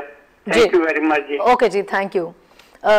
ਹੈਰੀ ਬੈਂਸ ਜੀ, ਇਹ ਵੀ ਇੱਕ ਮੁੱਦਾ ਤਾਂ ਹੈ, ਮਤਲਬ ਲੋਕ ਚਾਹੁੰਦੇ ਨੇ ਵੀ ਜੇ ਕਰੋਨਾ ਵਾਇਰਸ ਦੇ ਦਿਨਾਂ ਦੇ ਵਿੱਚ ਸਰਕਾਰ ਇੰਨੀ ਜ਼ਿਆਦਾ ਮਦਦ ਕਰ ਰਹੀ ਹੈ ਤਾਂ ਕਿਤੇ ਨਾ ਕਿਤੇ ਇਹਨਾਂ ਚੀਜ਼ਾਂ ਵੱਲ ਵੀ ਧਿਆਨ ਦਿੱਤਾ ਜਾਵੇ। ਹੁਣ ਇਹਨਾਂ ਦੀ ਜਿਹੜੀ ਪ੍ਰੋਬਲਮ ਹੈ ਉਹ ਤੁਸੀਂ ਵੀ ਸੁਣੀ ਹੈ, ਸੋ ਤੁਹਾਨੂੰ ਲੱਗਦਾ ਵੀ ਇਹਦੇ ਲਈ ਬਿਲਕੁਲ ਮੈਂ ਇਹਨਾਂ ਨੂੰ ਕਹਾਂਗਾ ਕਿ ਕਿਉਂ ਹਰ ਇੱਕ ਜਿਹੜਾ ਪ੍ਰੋਗਰਾਮ ਹੈਗਾ ਉਹਦਾ ਕੁਆਲੀਫਾਈਂਗ ਕ੍ਰਾਈਟੇਰੀਆ ਹੁੰਦਾ, ਉਹਨਾਂ ਦੀ ਟੋਟਲ ਇਨਕਮ ਦੇਖੀ ਜਾਂਦੀ ਆ, ਉਹਦੇ ਮੁਤਾਬਕ ਉਹਨਾਂ ਨੂੰ ਪੈਸੇ। ਮੈਨੂੰ ਇਹਨਾਂ ਦਾ ਐਗਜ਼ੈਕਟਲੀ ਨਹੀਂ ਪਤਾ ਜਿਹੜਾ ਪ੍ਰੋਗਰਾਮ ਦੀ ਗੱਲ ਕਰਦੇ ਆ। ਮੈਂ ਇਹਨਾਂ ਨੂੰ ਇਹ ਕਹਾਂਗਾ ਕਿ ਤੁਸੀਂ ਸਾਡੇ ਦਫ਼ਤਰ 'ਚ ਫੋਨ ਕਰ ਲਿਓ 597824 604-597-8248। ਉੱਥੋਂ ਤੁਹਾਨੂੰ ਸਾਰਾ ਤੁਹਾਡੇ ਬਾਰੇ ਪਤਾ ਕਰਕੇ ਅਸੀਂ ਤੁਹਾਨੂੰ ਦੱਸ ਸਕਦੇ ਹਾਂ ਵੀ ਕੀ ਦਿੱਕਤ ਆ, ਕਿਉਂ ਘਟਿਆ ਜਾਂ ਘਟਣੇ ਚਾਹੀਦੇ ਸੀ ਜਾਂ ਨਹੀਂ ਘਟਣੇ ਚਾਹੀਦੇ। ਬਿਲਕੁਲ, ਯਾਨੀ ਕਿ ਪ੍ਰੋਬਲਮ ਸੋ ਜਿਹੜੇ ਲੋਕਾਂ ਦੀ ਵੀ ਇਦਾਂ ਦੀ ਪ੍ਰੋਬਲਮ ਹੈਗੀ ਹੈ ਪੈਨਸ਼ਨ ਰਿਗਾਰਡਿੰਗ, ਉਹਨਾਂ ਨੂੰ ਸਮਝ ਨਹੀਂ ਆ ਰਹੀ ਵੀ ਕਿਹੜੇ ਪ੍ਰੋਗਰਾਮ ਦੇ ਅੰਡਰ ਆਉਂਦੇ ਨੇ। ਸੋ ਹੈਰੀ ਜੀ ਨੇ ਨੰਬਰ ਵੀ ਦੱਸ ਦਿੱਤਾ ਆਪਣੇ ਦਫ਼ਤਰ ਦਾ, ਸੋ ਉੱਥੇ ਕਾਲ ਕਰਕੇ ਤੁਸੀਂ ਚੈੱਕ ਕਰ ਲੈਣਾ ਵੀ ਤੁਸੀਂ ਕਿਹੜੇ ਪ੍ਰੋਗਰਾਮ ਦੇ ਅੰਡਰ ਆਉਂਦੇ ਹੋ। ਹੋ ਸਕਦਾ ਤੁਹਾਡੀ ਪ੍ਰੋਬਲਮ ਦਾ ਜਿਹੜਾ ਸੋਲੂਸ਼ਨ ਹੈ ਉਹ ਨਿਕਲ ਆਵੇ, ਸੋ ਤੁਹਾਡੀ ਪ੍ਰੋਬਲਮ ਸੋਲਵ ਹੋ ਜਾਏ। ਹੈਰੀ ਜੀ, ਅਸੀਂ ਗੱਲ ਕਰ ਰਹੇ ਸੀ ਵੀ ਜੌਬਸ ਨੂੰ ਲੈ ਕੇ ਅੱਗੇ ਕੀ ਸਰਕਾਰ ਦਾ ਪਲਾਨ ਹੈ। ਜ਼ਾਹਿਰ ਜੀ ਗੱਲ ਹੈ ਕਿ ਜਿਸ ਵੇਲੇ ਇਲੈਕਸ਼ਨਸ ਹੋਏ ਸੀ ਤਾਂ BC NDP ਨੇ ਉਸ ਵੇਲੇ ਵੀ ਇਹੀ ਗੱਲ ਦੀ ਜਿਹੜੀ ਹੈ ਨਾਰਾ ਦਿੱਤਾ ਸੀਗਾ, ਔਰ ਇਹੀ ਗੱਲ ਦੇ ਉੱਤੇ ਖਾਸ ਧਿਆਨ ਦਿੱਤਾ ਗਿਆ ਸੀ। ਹਾਲਾਂਕਿ ਉਹ ਵੀ ਕੋਵਿਡ ਦਾ ਸਮਾਂ ਉਦੋਂ ਸੀਗਾ ਜਦੋਂ ਇਲੈਕਸ਼ਨਸ ਹੋਇਆ, ਤਾਂ ਇਹ ਵਾਅਦਾ ਕੀਤਾ ਗਿਆ ਸੀਗਾ ਵੀ ਜੌਬਸ ਸੈਕਟਰ ਦੇ ਵਿੱਚ ਬਹੁਤ ਸਾਰੀਆਂ ਜਿਹੜੀਆਂ ਨੇ ਤਬਦੀਲੀਆਂ ਕੀਤੀਆਂ ਜਾਣਗੀਆਂ, ਵਧਾਵਾ ਕੀਤਾ ਜਾਏਗਾ, ਹੋਰ ਨੌਕਰੀਆਂ ਜਿਹੜੀਆਂ ਉਹ ਪੈਦਾ ਕੀਤੀਆਂ ਜਾਣਗੀਆਂ। ਸੋ ਨੌਕਰੀਆਂ ਬੇਸ਼ੱਕ ਮਿਲ ਰਹੀਆਂ ਨੇ, ਥੋੜਾ ਜਿਹਾ ਪਲੀਜ਼ ਐਕਸਪਲੇਨ ਕਰੋਗੇ ਵੀ ਕਿਹੜੇ ਕਿਹੜੇ ਸੈਕਟਰ ਦੇ ਵਿੱਚ ਅੱਗੇ ਸਰਕਾਰ ਦਾ ਪਲਾਨ ਹੈ, ਕੀ ਨੌਕਰੀਆਂ ਜਿਹੜੀਆਂ ਨੇ ਮਿਲ ਸਕਦੀਆਂ, ਤਾਂ ਕਿ ਲੋਕ ਜਿਹੜੇ ਪਰੇਸ਼ਾਨੀ 'ਚ ਨੇ ਉਹਨਾਂ ਨੂੰ ਥੋੜਾ ਜਿਹਾ ਹੋਪ ਮਿਲ ਸਕੇ ਵੀ ਕੁਝ ਇਦਾਂ ਦਾ ਆਉਣ ਵਾਲਾ ਹੈਗਾ। ਮੈਂ ਤੁਹਾਨੂੰ ਜਿੱਦਾਂ ਦੱਸਿਆ ਕਿ ਸਾਡੀ ਇਕਨੋਮੀ ਬਹੁਤ ਛੇਤੀ ਵੱਧ ਰਹੀ ਆ, 99.4% ਜੌਬਸ ਵਾਪਸ ਆ ਗਈਆਂ। ਕੱਲ ਹੀ ਇੱਕ ਮੀਡੀਆ ਦੇ ਵਿੱਚ ਇੱਕ ਵੱਡੀ ਆਰਗੇਨਾਈਜੇਸ਼ਨ ਹੈਗੀ ਆ, ਜਿਹੜੇ ਗਏ ਉਹਨਾਂ ਦੇ ਹੈਡ, ਉਹ ਕਹਿੰਦੇ ਸਾਨੂੰ ਬੰਦੇ ਮਿਲ ਨਹੀਂ ਰਹੇ। ਸਾਡੀ ਦਿੱਕਤ ਇਹ ਹੈ ਕਿ ਸਾਨੂੰ ਬੰਦੇ ਨਹੀਂ ਮਿਲ ਰਹੇ। ਬਹੁਤ ਸਾਰੇ ਜਿਹੜੇ ਸੈਕਟਰਸ ਹੈਗੇ ਉਹ ਕਹਿੰਦੇ ਸਾਨੂੰ ਵਰਕਰ ਨਹੀਂ ਮਿਲ ਰਹੇ। ਦੂਜੇ ਜਿਹੜੇ ਸੈਕਟਰ ਹੈਗੇ ਆ, ਜਿਸ ਤਰ੍ਹਾਂ ਕਿ ਟੂਰਿਜ਼ਮ ਹੋ ਗਿਆ, ਹੋਟਲ ਇੰਡਸਟਰੀ ਹੋ ਗਈ, ਤੇ ਆਪਣੇ ਰੈਸਟੋਰੈਂਟ ਵਗੈਰਾ ਹੋ ਗਏ, ਇਹਨਾਂ ਦੇ ਵਿੱਚ ਉਹ ਸਭ ਤੋਂ ਪਹਿਲਾਂ ਬੰਦ ਹੋਏ ਸੀ ਤੇ ਲੱਗਦਾ ਸ਼ਾਇਦ ਸਭ ਤੋਂ ਬਾਅਦ ਉਹ ਓਪਨ ਹੋਣ। ਉਹ ਜਿਹੜੀਆਂ ਜੌਬਸ ਹੈਗੀਆਂ ਉਹ ਕੋਵਿਡ ਦੇ ਨਾਲ ਹੀ ਆਪਾਂ ਰਿਲੇਟਡ ਹੈਗੀਆਂ। ਸੋ ਇੰਟਰਨੈਸ਼ਨਲ ਬਾਰਡਰ ਖੁੱਲਣਗੇ ਜਦੋਂ, ਉਹ ਉਦੋਂ ਹੀ ਖੁੱਲਣਗੇ ਜਦੋਂ ਸਾਰੇ ਨੂੰ ਵੈਕਸੀਨੇਸ਼ਨ ਹੋ ਜਾਣੀ ਆ। ਉਹਦੇ ਨਾਲ ਹੋਟਲਾਂ ਦਾ ਕੰਮ ਚੱਲਣਾ, ਉਹਦੇ ਨਾਲ ਹੀ ਜਿਹੜੇ ਸਾਡੇ ਟੂਰਿਜ਼ਮ ਰਿਲੇਟਡ ਹੈਗੇ ਬਿਜ਼ਨਸ ਉਹ ਚੱਲਣਗੇ। ਸੋ ਉਹ ਜਿਹੜੀਆਂ ਜੌਬਸ ਹੈਗੀਆਂ ਉਹਦਾ ਪੈਂਡੈਮਿਕ ਦੇ ਨਾਲ ਰਿਲੇਟਡ ਹੈਗੀਆਂ। ਸੋ ਸਾਡੀ ਕੋਸ਼ਿਸ਼ ਤਾਂ ਹੀ ਇਹ ਕਹਿੰਦੇ ਆ ਕਿ ਬਿਜ਼ਨਸ ਵਾਸਤੇ ਸਭ ਤੋਂ ਬੈਸਟ ਚੀਜ਼ ਪਤਾ ਕਿਹੜੀ ਆ? ਉਹ ਇਹ ਆ ਕਿ ਪੈਂਡੈਮਿਕ ਖਤਮ ਹੋ ਜਾਏ। ਜਿੱਦਣ ਪੈਂਡੈਮਿਕ ਖਤਮ ਹੋ ਗਈ ਉਹ ਸਾਰੀਆਂ ਜੌਬਸ ਵਾਪਸ ਆ ਜਾਣਗੀਆਂ। ਸੋ ਅਸੀਂ ਤੁਸੀਂ ਦੇਖਿਓ ਕਿ ਬਾਕੀ ਸਾਰੇ ਜਿਹੜੇ ਕੈਨੇਡਾ ਦੀ ਜੂਰਿਸਡਿਕਸ਼ਨਸ ਆ, ਭਾਵੇਂ ਨੰਬਰ 1 ਪ੍ਰਾਇਓਰਟੀ ਹੈਗੀ ਆ ਕਿ ਅਸੀਂ ਪੈਂਡੈਮਿਕ ਨੂੰ ਕੰਟਰੋਲ ਕਰਨਾ, ਕਿਸ ਤਰ੍ਹਾਂ ਇਹਦਾ ਟਰਾਂਸਮਿਸ਼ਨ ਨੂੰ ਅਸੀਂ ਘਟਾਈਏ ਜਾਂ ਬੰਦ ਕਰੀਏ ਬਿਲਕੁਲ।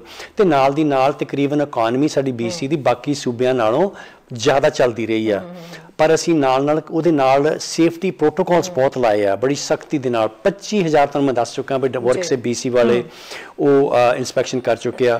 ਹੁਣ ਕੱਲ ਪਰਸੋਂ ਹੀ ਹਲੇ ਵਰਕ ਸੇ BC ਦੇ ਪ੍ਰੋਵਿੰਸ਼ੀਅਲ ਹੈਲਥ ਆਫਿਸਰ ਜਿਹੜਾ ਡਿਪਾਰਟਮੈਂਟ ਹੈਗਾ, ਉਹਨਾਂ ਨੇ ਰਲ ਕੇ ਇਹ ਸਮਝੌਤਾ ਕੀਤਾ ਕਿ ਕਈ ਜਗ੍ਹਾ ਦੇ ਪ੍ਰੋਵਿੰਸ਼ੀਅਲ ਹੈਲਥ ਆਫਿਸਰ ਨਹੀਂ ਜਾ ਸਕਦੇ, ਵਰਕ ਸੇ BC ਦੇ ਇੰਸਪੈਕਟਰ ਹਰੇਕ ਥਾਂ ਜਾ ਸਕਦੇ ਆ। ਉਹਨਾਂ ਨੂੰ ਅਥਾਰਟੀ ਦੇ ਦਿੱਤੀ ਕਿ ਉਹ ਜਿੱਥੇ ਕਿਤੇ ਕਲਸਟਰ ਹੁੰਦਾ, 3 ਤੋਂ ਵੱਧ ਜਾਂ ਫਰਜ਼ ਕੀਤਾ ਇੱਕ ਫੈਕਟਰੀ ਦੇ ਵਿੱਚ, ਇੱਕ ਸਟੋਰ ਦੇ ਵਿੱਚ ਵੱਧ ਕੇਸ ਆ ਗਏ, ਤਾਂ ਉਹਨੂੰ ਫਿਰ ਵਰਕ ਸੇ BC ਵਾਲੇ ਇੰਸਪੈਕਟਰ ਜਾ ਕੇ ਬੰਦ ਕਰ ਸਕਦੇ ਆ। ਸੋ ਇਹੋ ਜਿਹੀਆਂ ਚੇਂਜਸ ਐਵਰੀਡੇ ਆ ਰਹੀਆਂ, ਪਰ ਇਕੋਨਮੀ ਬਿਲਕੁਲ ਜ਼ਰੂਰੀ ਆ ਕਿਉਂਕਿ ਲੋਕਾਂ ਨੇ ਸਰਵਾਈਵ ਕਰਨਾ, ਉਹਨਾਂ ਨੇ ਸਟਿਲ ਫੂਡ ਖਾਣਾ, ਤੇ ਨਾਲ ਦੀ ਨਾਲ ਬਿਜ਼ਨਸ ਜਿਹੜੇ ਹੈਗੇ ਆ ਉਹਨਾਂ ਦਾ ਕੰਮ ਨਹੀਂ ਚੱਲੇਗਾ ਤਾਂ ਉਹ ਬਹੁਤਾ ਚਿਰ ਸਰਵਾਈਵ ਨਹੀਂ ਕਰਨ, ਕਿਉਂਕਿ ਉਹਨਾਂ ਦੇ ਓਵਰਹੈਡ ਹੱਲੇ ਵੀ ਚੱਲਦੇ ਆ। ਇਸੇ ਕਰਕੇ ਓਵਰ $5 ਬਿਲੀਅਨ BC ਸਰਕਾਰ ਨੇ ਬਿਜ਼ਨਸ ਦੀ ਸਪੋਰਟ ਵਾਸਤੇ, ਲੋਕਾਂ ਦੀ ਸਪੋਰਟ ਵਾਸਤੇ ਦਿੱਤੇ ਸੀਗੇ। ਇਸ ਵੇਲੇ ਮਿਨਿਸਟਰ ਰਵੀ ਕਾਲੋ ਹੋਣਾ ਦੀ ਮਿਨਿਸਟਰੀ ਥੱਲੇ $300 ਮਿਲੀਅਨ ਜਿਹੜਾ ਆ ਉਹ ਇਕਨੋਮਿਕ ਰਿਕਵਰੀ ਗ੍ਰਾਂਟ ਜਿਹੜੀ ਮਿਲ ਰਹੀ, ਉਹ ਗ੍ਰਾਂਟ ਮਿਲ ਰਹੀ ਹੈ 30,000 ਤੱਕ ਉਹ ਲੈ ਸਕਦਾ ਬਿਜ਼ਨਸ। ਜੇ ਉਹ ਟੂਰਿਜ਼ਮ ਨਾਲ ਰਿਲੇਟਡ ਹੈਗਾ 15,000 ਹੋਰ ਮਿਲਦਾ। ਹੁਣ ਕੱਲ ਹੀ ਉਹਨਾਂ ਨੇ ਹੋਰ ਅਨਾਉਂਸ ਕੀਤਾ ਕਿ $50 ਮਿਲੀਅਨ ਆ ਜਿਹੜਾ ਸਰਕਟ ਬ੍ਰੇਕਰ ਕਰਕੇ ਬੰਦ ਹੋਏ ਆ ਜਿਹੜੇ ਕੁਝ ਰੈਸਟੋਰੈਂਟ ਤੇ ਬਾਕੀ ਬਿਜ਼ਨਸਿਸ, ਉਹਦੇ ਵਿੱਚ ਤਕਰੀਬਨ 14,000 ਬਿਜ਼ਨਸਿਸ ਹੈਗੇ ਆ ਜਿਹੜੇ ਇੰਪੈਕਟਡ ਹੁੰਦੇ ਆ। ਸੋ ਉਹ ਕਹਿੰਦੇ ਆ ਕਿ ਉਹ ਦੁਬਾਰਾ ਅਪਲਾਈ ਕਰਨ, ਉਹਨਾਂ ਨੂੰ 1,000 ਤੋਂ ਲੈ ਕੇ 10,000 ਤੱਕ ਉਹਦੀ ਸਪੋਰਟ ਮਿਲ ਸਕਦੀ ਆ। ਕਿਸੇ ਦਾ ਸਮਾਨ ਲਿਆ ਖਰਾਬ ਹੋ ਗਿਆ, ਕਿਸੇ ਦਾ ਰੈਂਟ ਜਿਹੜਾ ਹੈਗਾ ਉਹਨੂੰ ਪੇ ਕਰਨਾ ਚਾਹੁੰਦੇ ਹੋਣਗੇ, ਕੁਛ EMPLOYEES ਦੀ ਵੇਜਸ ਹੋ ਸਕਦਾ ਦੇਣੀ ਹੋਏ, ਸੋ ਆਈ ਥਿੰਕ ਉਹ ਪੈਸੇ ਕਿਤੇ ਵੀ ਯੂਜ਼ ਕਰ ਸਕਦੇ ਆ। ਸੋ ਸਰਕਾਰ ਉਹਨਾਂ ਦੇ ਨਾਲ ਖੜੀ ਆ। ਜਾਣਦੇ ਆ ਕਿ ਬਿਜ਼ਨਸ ਬਹੁਤ ਬੜੀ ਤਕਲੀਫਾਂ ਦੇ ਵਿੱਚ ਦੀ ਲੰਘ ਰਿਹਾ, ਚੈਲੰਜਸ ਹੈਗੇ ਆ। ਨਾਲ ਦੀ ਨਾਲ ਲੋਕਾਂ ਵਾਸਤੇ, ਜਿਸ ਤਰ੍ਹਾਂ ਆਪਾਂ ਪਹਿਲਾਂ ਸਾਡੇ ਸਰਦਾਰ ਜੀ ਫੋਨ ਕਰਕੇ ਗਏ, ਪਾਪਾ ਜੀ ਫੋਨ ਕਰਕੇ ਗਏ ਕਿ ਸਾਡੀਆਂ ਪੈਨਸ਼ਨ ਜਿਹੜੀਆਂ ਹੈਗੀਆਂ ਉਹਨਾਂ ਨੂੰ ਐਕਸਟਰਾ ਪੈਸੇ ਦਿੱਤੇ ਜਾਂਦੇ ਆ ਤਾਂ ਕਿ ਲੋਕੀ ਘਰਾਂ ਦੇ ਵਿੱਚ ਰਹਿ ਕੇ ਆਪਣਾ ਗੁਜ਼ਾਰਾ ਪ੍ਰਾਪਤ ਕਰ ਸਕਣ। ਤੇ ਨਾਲ ਦੀ ਨਾਲ ਵੱਡੀ ਗੱਲ ਹੈਗੀ ਆ, ਨਾਲ ਰਿਮਾਈਂਡ ਕਰਾਉਂਦੇ ਆ ਕਿ ਜਿਹੜਾ ਸਾਡਾ ਸੇਫਟੀ ਪ੍ਰੋਟੋਕੋਲਸ ਹੈਗੇ ਆ ਉਹਨੂੰ ਤੁਸੀਂ ਫਾਲੋ ਕਰਾਂਗੇ ਤਾਂ ਸਾਰਾ ਕੁਝ ਉਨੀ ਜਲਦੀ ਆਪਾਂ ਮੁੜ ਕੇ ਦੁਬਾਰਾ ਨਾਰਮਲ ਹੋ ਸਕਦਾ। ਬਿਲਕੁਲ ਹੈਰੀ ਸਰ, ਇਹਨਾਂ ਦਿਨਾਂ ਦੇ ਵਿੱਚ ਬਹੁਤ ਸਾਰੇ ਲੋਕਾਂ ਦੇ ਇਹ ਸਵਾਲ ਆ ਰਹੇ ਨੇ, ਔਰ ਜਿਸ ਤਰੀਕੇ ਨਾਲ BC ਦੇ ਵਿੱਚ ਕੋਵਿਡ ਕੇਸਿਸ ਬਹੁਤ ਜ਼ਿਆਦਾ ਵੱਧ ਰਹੇ ਨੇ, ਨਵਾਂ ਵੇਰੀਐਂਟ ਜਿਹੜਾ ਉਹਨੂੰ ਲੈ ਕੇ ਵੀ ਇੱਕ ਚਿੰਤਾ ਬਣੀ ਹੋਈ ਹੈ। ਸੋ ਕਈ ਲੋਕ ਇਹ ਸੋਚ ਰਹੇ ਨੇ ਜਾਂ ਇਹ ਕਹਿ ਸਕਦੇ ਹਾਂ ਵੀ ਸੁਗਬੁਗਾਹਟ ਜਿਹੀ ਇੱਕ ਚੱਲ ਰਹੀ ਹੈ ਵੀ ਕਿਤੇ ਨਾ ਕਿਤੇ ਲੋਕਡਾਊਨ ਜਿਹੜਾ ਉਹ BC ਦੇ ਵਿੱਚ ਵੀ ਲੱਗ ਸਕਦਾ ਹੈ। ਸੋ ਜੇ ਇੱਦਾਂ ਦੇ ਹਾਲਾਤ ਬਣ ਜਾਂਦੇ ਨੇ ਤਾਂ ਸਰਕਾਰ ਕਿਵੇਂ ਤਿਆਰ ਹੈ, BC NDP ਕੀ ਕਰੇਗੀ, ਉਹਦੇ ਵਾਸਤੇ ਕੋਈ ਪਲਾਨ ਹੈ? ਇਹ ਦੇਖੋ, ਡਾਕਟਰ ਬੋਨੀ ਹੈਨਰੀ ਤੇ ਉਹਨਾਂ ਦੀ ਜਿਹੜੀ ਸਾਰੀ ਟੀਮ ਹੈਗੀ ਆ ਐਵਰੀਡੇ ਵਾਚ ਕਰਦੇ ਆ, ਸਾਇੰਸ ਬੇਸ ਤੇ ਡਾਟਾ ਬੇਸ ਉਹਨਾਂ ਦੇ ਡਿਸੀਜਨ ਹੁੰਦੇ ਆ। ਜਦੋਂ ਉਹਨਾਂ ਨੂੰ ਲੱਗਾ ਕਿ ਹੁਣ ਸਾਨੂੰ ਆਹ ਨੈਕਸਟ ਸਟੈਪ ਲੈਣ ਦੀ ਲੋੜ ਹੈਗੀ ਆ, ਉਹ ਅਨਾਉਂਸ ਕਰ ਦਿੰਦੇ ਆ ਤੇ ਅਸੀਂ ਫਿਰ ਸਰਕਾਰ ਉਹਨਾਂ ਦੀ ਸਪੋਰਟ ਕਰਦੇ ਆ। ਉਹ ਡਿਸੀਜਨ ਸਾਰੇ ਉਹਨਾਂ ਦੇ ਹੁੰਦੇ ਆ ਔਰ ਉਹ ਸਾਰੇ ਸਾਇੰਸ ਬੇਸ ਤੇ ਡਾਟਾ ਦਾ ਜਿਹੜਾ ਕਲੈਕਟ ਹੁੰਦਾ ਰੋਜ਼ਾਨਾ ਉਹਦੇ ਮੁਤਾਬਿਕ ਬਣਾਉਂਦੇ ਹੈਗੇ ਆ। ਜੇ ਡਾਕਟਰ ਬੋਨੀ ਹੈਨਰੀ ਹੁਣੀ ਨੈਕਸਟ ਸਟੈਪ ਦੇਖਿਆ ਕਿਤੇ ਸਾਨੂੰ ਹੋਰ ਕੁਝ ਕਰਨ ਦੀ ਲੋੜ ਹੈਗੀ ਆ, ਆਪਾਂ ਨੂੰ ਉਹ ਫਾਲੋ ਕਰਨਾ ਪੈਣਾ, ਕਿਉਂਕਿ ਸਭ ਤੋਂ ਵੱਡੀ ਚੀਜ਼ ਮੈਂ ਪਹਿਲਾਂ ਕਹਿ ਚੁੱਕਾ ਕਿ ਲੋਕਾਂ ਦੀ ਸਿਹਤ ਸਭ ਤੋਂ ਜ਼ਿਆਦਾ ਜ਼ਰੂਰੀ ਆ। ਲੋਕਾਂ ਦੀ ਸਿਹਤ ਨਹੀਂ ਤਾਂ ਇਕੋਨਮੀ ਨਹੀਂ ਹੈਗੀ। ਸੋ ਸਿਹਤ ਨੂੰ ਪਹਿਲ ਦੇਵਾਂਗੇ, ਇਕੋਨਮੀ ਵੀ ਚੱਲੇਗੀ ਉਸ ਤੋਂ ਬਾਅਦ, ਤੇ ਇਹੀ ਇੱਕ ਬੈਸਟ ਇਕਨੋਮਿਕ ਡਰਾਈਵਰ ਹੈਗਾ ਜੇ ਲੋਕਾਂ ਦੀ ਸਿਹਤ ਚੰਗੀ ਹੋਵੇ। ਸੋ ਆਤੀ ਕੋਸ਼ਿਸ਼ ਜ਼ਿਆਦਾ ਇਹ ਹੈ ਕਿ ਡਾਕਟਰ ਬੋਨੀ ਹੈਨਰੀ ਹੁਣ ਜਿਹੜੇ ਪ੍ਰੋਟੋਕਾਲ ਦਿੰਦੇ ਆ, ਜਿਹੜਾ ਉਹ ਹਦਾਇਤ ਦਿੰਦੇ ਆ, ਕਈ ਵਾਰੀ ਉਹ ਚੇਂਜ ਕਰਦੇ ਆ, ਉਹਨੂੰ ਅਸੀਂ ਫਾਲੋ ਕਰੀਏ ਤਾਂ ਕਿ ਅਸੀਂ ਕੋਵਿਡ ਤੇ ਕੰਟਰੋਲ ਕਰ ਸਕੀਏ। ਜੀ ਸਰੀ ਦੇ ਵਿੱਚ ਹੈਰੀ ਜੀ ਕੀ ਸਰਗਰਮੀਆਂ ਇਸ ਵੇਲੇ ਚੱਲ ਰਹੀਆਂ ਨੇ? ਬੇਸਿਕਲੀ ਸਰਕਾਰ ਜਿਹੜੀ ਹੈ, ਸਰਕਾਰ ਦੇ ਕਿਹੜੇ ਕੰਮ ਜਿਹੜੇ ਫੋਕਸ ਕੀਤੇ ਜਾ ਰਹੇ ਨੇ, ਕਿਉਂਕਿ ਮਿਨੀਮਮ ਵੇਜ ਵਾਲੇ ਜਿਹੜੇ ਲੋਕ ਨੇ ਉਹ ਵੀ ਇੰਤਜ਼ਾਰ ਕਰ ਰਹੇ ਨੇ ਨਵੇਂ ਐਲਾਨ ਹੋਣ ਦਾ। ਹਾਂ ਦੇਖੋ, ਤੁਸੀਂ ਚੰਗੀ ਗੱਲ ਕੀਤੀ ਆ, ਸਾਰਿਆਂ ਨੂੰ ਯਾਦ ਕਰਾ ਦਿੱਤਾ ਕਿ ਜਦੋਂ ਸਾਡੀ ਸਰਕਾਰ ਬਣੀ ਸੀ ਕੋਈ 4 ਸਾਲ ਪਹਿਲਾਂ, BC ਦੀ ਮਿਨੀਮਮ ਵੇਜ ਸਾਰੇ ਕੈਨੇਡਾ ਚੋਂ ਵਨ ਆਫ ਦਾ ਲੋਐਸਟ ਸੀਗੀ, ਕਿਉਂਕਿ 10 ਸਾਲ ਸਾਡੇ ਜਿਹੜੇ ਲੋਐਸਟ ਪੇਅਰ ਵਰਕਰ ਸੀਗੇ ਉਹਨਾਂ ਦੇ ਫਰੀਜ਼ ਲਾਈ ਹੋਈ ਸੀਗੀ, ਉਹਨਾਂ ਦੀ ਤਨਖਾਹ ਨਹੀਂ ਵਧੀ। ਪਰ ਜਿਹੜੇ ਹਾਈਐਸਟ ਅਰਨਰ ਸੀਗੇ BC ਦੇ ਵਿੱਚ ਉਹਨਾਂ ਨੂੰ ਟੈਕਸ ਬ੍ਰੇਕ ਦਿੱਤਾ ਜਾਂਦਾ ਸੀ। ਸੋ ਅਸੀਂ ਸੋਚਿਆ ਇਹ ਪਿਕਚਰ ਬੜੀ ਗਲਤ ਹੈਗੀ ਆ। ਸੋ ਅਸੀਂ ਆ ਕੇ ਪੈਨਲ ਬਿਠਾਇਆ ਜਿਨ੍ਹਾਂ ਨੇ ਸਾਰਿਆਂ ਨੇ ਕੰਸਲਟ ਕਰਕੇ, ਸਮਾਲ ਬਿਜ਼ਨਸ, ਬਿਗ ਬਿਜ਼ਨਸ ਤੇ ਬਾਕੀ ਵਰਕਰ ਸਾਰਿਆਂ ਨੇ ਕੰਸਲਟ ਕਰਕੇ ਸਾਨੂੰ ਰਿਪੋਰਟ ਦਿੱਤੀ। ਉਹਦੇ ਵਿੱਚ BC ਬਿਜ਼ਨਸ ਕਾਉਂਸਲ ਦੇ ਚੀਫ ਇਕੋਨੋਮਿਸਟ ਬੈਠੇ ਸੀਗੇ ਪੈਨਲ ਦੇ ਵਿੱਚ। ਉਹਨਾਂ ਨੇ ਯੂਨੈਨਿਮਸਲੀ ਸਾਨੂੰ ਰეკਮੈਂਡ ਕੀਤਾ ਕਿ ਮਿਨੀਮਮ ਵੇਜ ਵਧਣੀ ਚਾਹੀਦੀ ਗ੍ਰੈਜੂਅਲੀ ਤੇ ਪ੍ਰੈਡਿਕਟੇਬਲ ਹੋਵੇ ਤਾਂ ਕਿ ਬਿਜ਼ਨਸ ਨੂੰ ਪਤਾ ਹੋਵੇ ਕਿ ਸਾਡੇ ਨੈਕਸਟ ਈਅਰ ਦਾ ਕਾਸਟ ਕੀ ਹੋਣੀ ਹੈ। ਸੋ ਅਸੀਂ 4 ਸਾਲ ਦਾ ਪਲਾਨ ਉਹਨਾਂ ਨੂੰ ਦਿੱਤਾ ਸੀ। 4 ਸਾਲ ਦਾ ਪਲਾਨ ਅਸੀਂ ਲਾਗੂ ਕਰ ਦਿੱਤਾ। ਉਹਦੇ ਮੁਤਾਬਕ ਹੁਣ ਜੂਨ 1 ਤੋਂ ਸਾਡੀ ਮਿਨੀਮਮ ਵੇਜ $15 ਤੇ 20 ਸੈਂਟ ਹੋ ਜਾਏਗੀ, ਜਿਹੜੀ ਕਿ ਹੁਣ ਵਨ ਦਾ ਹਾਈਐਸਟ ਕੈਨੇਡਾ ਵਿੱਚ, ਆਈ ਥਿੰਕ ਸੂਬਿਆਂ ਵਿੱਚੋਂ ਤਾਂ ਸਾਰਿਆਂ ਨੂੰ ਹਾਈਐਸਟ ਹੋ ਜਾਣੀ ਹੈ। ਯੂਕਾਨ ਮੇਰੇ ਖਿਆਲ ਇੱਕ ਸਾਡੀ ਟੈਰੀਟੋਰੀ ਹੈ ਜਿੱਥੇ ਸ਼ਾਇਦ ਥੋੜੀ ਇਹ ਤੋਂ ਜ਼ਿਆਦਾ ਹੈਗੀ ਆ। ਮਤਲਬ ਇਹ ਕਿ ਸਾਡੇ BC ਦੇ ਵਿੱਚ ਖਾਸ ਤੌਰ ਤੇ ਲੋਅਰ ਮੇਨਲੈਂਡ ਤੇ ਜਿਹੜਾ ਸਾਡਾ ਲਿਵਿੰਗ ਕਾਸਟ ਬਹੁਤ ਜ਼ਿਆਦਾ ਮਹਿੰਗੀ ਹੈਗੀ ਆ। ਇਹਦੇ ਨਾਲ ਵੀ ਜਿਹੜੀ ਸਾਡੀ ਹੈਗੀ ਆ ਲਿਵਿੰਗ ਵੇਜ ਆ ਨਾ, ਉਹ ਵੀ ਉਹਦੇ ਬਰਾਬਰ ਨਹੀਂ ਅਸੀਂ ਜਾਂਦੇ। ਲਿਵਿੰਗ ਵੇਜ BC ਸਾਡੇ ਲੋਅਰ ਮੇਨਲੈਂਡ ਤਕਰੀਬਨ $19-20 ਦੇ ਲਾਗੇ ਹੈਗੀ ਆ ਤੇ ਬਾਕੀ ਅਸੀਂ ਲਾਗੇ ਜਾ ਰਹੇ ਹਾਂ। ਹੁਣ ਇਸ ਤੋਂ ਜੂਨ ਤੋਂ ਬਾਅਦ ਦੇ ਵਿੱਚ ਅਸੀਂ ਇਹਨੂੰ ਇਨਫਲੇਸ਼ਨ ਦੇ ਰੇਟ ਆਫ ਇਨਫਲੇਸ਼ਨ ਅਟੈਚ ਕਰ ਦੇਣਾ ਤਾਂ ਕਿ ਹਰੇਕ ਸਾਲ ਆਪਣੇ ਆਪ ਵੱਧਦੀ ਰਹੇ। ਅੱਛਾ, ਵੱਡੀ ਗੱਲ ਤੁਹਾਨੂੰ ਮੈਂ ਦੱਸਦਾ, ਮਿਨੀਮਮ ਵੇਜ ਤਾਂ ਇੱਕ ਹੈਗੀ ਹੈ ਜਨਰਲ ਮਿਨੀਮਮ ਵੇਜ। ਇਹਦੇ ਨਾਲ 2 ਗੱਲਾਂ ਹੈਗੀਆਂ ਜਿਹੜੀਆਂ ਕਿ ਆਮ ਲੋਕ ਸ਼ਾਇਦ ਇਸ ਨੂੰ ਨਹੀਂ ਜਾਣਦੇ। ਜਿਹੜੇ ਸਾਡੇ ਰੈਸਟੋਰੈਂਟਾਂ ਵਿੱਚ ਕੰਮ ਕਰਨ ਵਾਲੇ ਲੋਕ ਸੀਗੇ 80% ਉਹਦੇ ਵਿੱਚ ਔਰਤਾਂ ਸੀ, ਗਰਲਸ ਤੇ ਵੂਮਨ ਸੀਗੀਆਂ। ਉਹਨਾਂ ਦੀ ਮਿਨੀਮਮ ਵੇਜ ਵੀ ਨਹੀਂ ਸੀ ਉਹਨਾਂ ਨੂੰ ਮਿਲਦੀ। ਉਹਨਾਂ ਦਾ ਰੇਟ ਮਿਨੀਮਮ ਵੇਜ ਤੋਂ ਵੀ ਘੱਟ ਸੀ। ਅਸੀਂ ਸੋਚਿਆ ਕਿ ਇਹ ਡਿਸਕ੍ਰਿਮੀਨੇਸ਼ਨ ਹੈਗਾ ਔਰਤਾਂ ਨਾਲ, ਹੈ ਨਾ, ਜਿੱਥੇ 80% ਔਰਤਾਂ ਕੰਮ ਕਰ ਰਹੀਆਂ। ਉਹਦੇ ਨਾਲ ਉਹਨਾਂ ਨੇ ਬਹਾਨਾ ਕੀ ਲਾਇਆ ਸੀ ਕਿ ਇਹਨਾਂ ਨੂੰ ਟਿਪ ਮਿਲ ਜਾਂਦੀ ਆ। ਪਰ ਜਦੋਂ ਉਸ ਪੈਨਲ ਨੇ ਸਰਵੇ ਕੀਤਾ 75% ਜਿਹੜੀਆਂ ਔਰਤਾਂ ਸੀ ਉਹਨਾਂ ਨੂੰ $15 ਤੋਂ ਵੀ ਘੱਟ ਨਹੀਂ ਸੀ ਬਣਦੇ ਟਿਪਸ ਸਾਰੀਆਂ ਪਾ ਕੇ ਵੀ। ਸੋ ਆਈ ਥਿੰਕ ਅਸੀਂ ਉਹ ਵੀ ਜਿਹੜਾ ਡਿਸਕ੍ਰਿਮੀਨੇਸ਼ਨ ਖਤਮ ਕੀਤਾ। ਫਿਰ ਅਸੀਂ ਨਾਲ ਦੀ ਨਾਲ ਇੱਕ ਇਹਨਾਂ ਨੇ ਅਸੀਂ ਜੇ ਫਰਜ਼ ਕੀਤਾ ਵਰਕਰ ਜਿਹੜਾ ਆ ਉਹਨੂੰ ਲੱਗਦਾ ਕਿ ਮੈਨੂੰ ਕਾਨੂੰਨ ਮੁਤਾਬਕ ਪੈਸੇ ਨਹੀਂ ਮਿਲ ਰਹੇ, ਕਾਨੂੰਨ ਮੁਤਾਬਕ ਮੇਰੇ ਜਿਹੜੇ ਬੈਨੀਫਿਟ ਨਹੀਂ ਮਿਲ ਰਹੇ। ਜਦੋਂ ਕੰਪਲੇਂਟ ਕਰਨ ਜਾਂਦੇ ਸੀ ਇੰਪਲੋਇਮੈਂਟ ਸਟੈਂਡਰਡ ਬ੍ਰਾਂਚ ਦੇ ਵਿੱਚ, ਉਹ ਕਹਿੰਦੇ ਸੀ ਆ ਸੈਲਫ ਹੈਲਪ ਕਿੱਟ ਪਈ ਆ, ਇਹ ਲੈ ਜਾ ਭਰ ਕੇ ਤਾਂ ਆਪ ਹੀ ਪਹਿਲਾਂ ਇੰਪਲੋਇਰ ਨਾਲ ਗੱਲ ਕਰ, ਜੇ ਨਹੀਂ ਤੇਰਾ ਫੈਲ ਫਿਰ ਸਾਡੇ ਕੋਲ ਆਈ, ਫਿਰ ਤੇਰੀ ਗੱਲ ਸੁਣਾਂਗੇ। ਉਹਦੀ ਕੰਪਲੇਂਟ ਹੀ ਨਹੀਂ ਸੀ ਲੈਂਦੇ ਹੁੰਦੇ। ਅਸੀਂ ਉਹ ਚੱਕ ਦਿੱਤਾ, ਬੰਦ ਕਰ ਦਿੱਤਾ। 35 ਨਵੇਂ ਅਸੀਂ ਆਫਿਸਰ ਹਾਇਰ ਕੀਤੇ ਕਿਉਂਕਿ ਪਹਿਲੀ ਸਰਕਾਰ ਨੇ ਅੱਧੇ ਦਫ਼ਤਰ ਬੰਦ ਕਰਦੇ ਸੀ ਇੰਪਲੋਇਮੈਂਟ ਸਟੈਂਡਰਡ ਦੇ, ਅੱਧਾ ਸਟਾਫ ਲੇ ਆਫ ਕਰ ਦਿੱਤਾ ਸੀਗਾ।